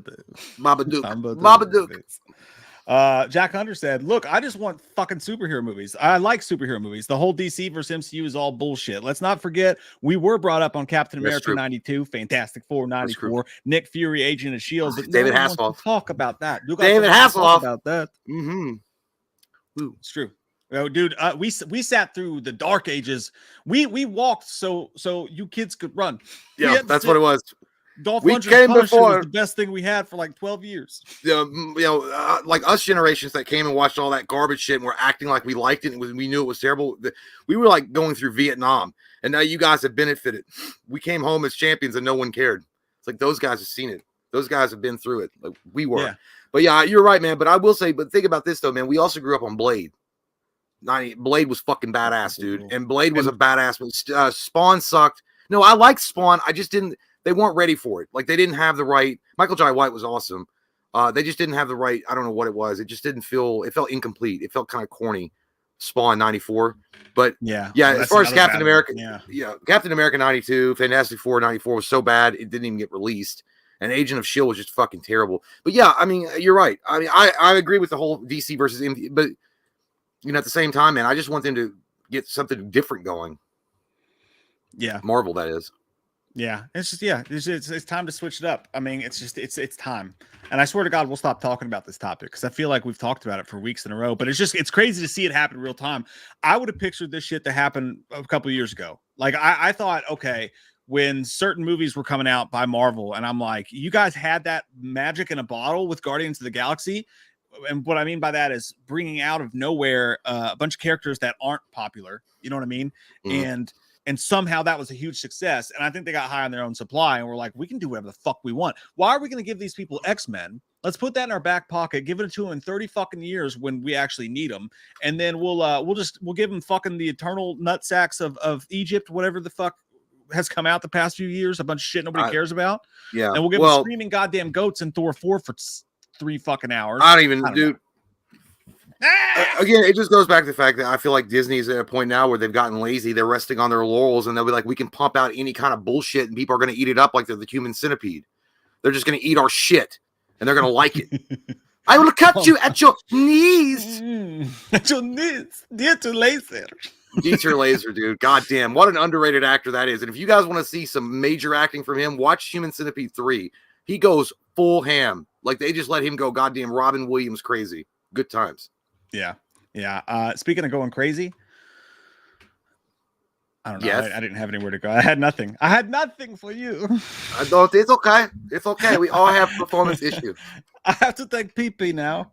Okay. Well, we got to go anyway. It's 1:56. We've been on here for hour 56. Jack Hunter said, "Oh my fucking God, you get me." Glad was 98. Doesn't count. Well, fine, sure. We sat through Godzilla with Matthew Broderick. Okay, we lived through dark times. That was By the terrible. way, dude, I have an amazing pitch for you to end the show. Ed Boy said, "Forget butt milk if you tried butt paste." That sounds like something they would use after your asshole got destroyed in jail. Gotta hold it together. Get the butt paste. We were talking about Cocaine Bear, and I can't remember the user's name, so I'm so sorry. But they brought up a great point about something, and then I realized, dude, I have a fix for the whole Godzilla conundrum. Like, you know how they release a Godzilla every couple of years, and we're like, oh, I can't wait to see the spectacle, but the characters were boring as fuck. Just show me the monsters fighting on the screen. You're never gonna make fetch happen with these fucking characters when we're waiting for the dinosaurs, right? Or the Godzillas. Dude, they need to do a fucking comedy, a hardcore comedy, like This Is the End of the World, or whatever. What was that movie called? This Is It? This is the end. I know what you're talking about. I can't remember. Yeah, this is the end. This is the end. I think this is the end. Like, do a comedy with a group like that, or like a Ghostbusters type comedy with a group, and just have them be the guys on the ground trying to survive a Godzilla attack. Bing, bang, boom. You're fucking done. You got your entertainment, and when we're focused on the people on the ground, you're laughing your sick fucking ass off. I'd watch it. They wouldn't even need to take Godzilla. They could actually make their own monster movie, like Cloverfield. You don't have to see the monster. It's just be like something like out there that's going to destroy everybody, and they're all smoking weed and talking about girls they wish they fucked and whatever. Yeah, I'd watch that. Yeah, it doesn't even have to be grody comedy, but just like I just think with God, the easy way to fix Godzilla is stop.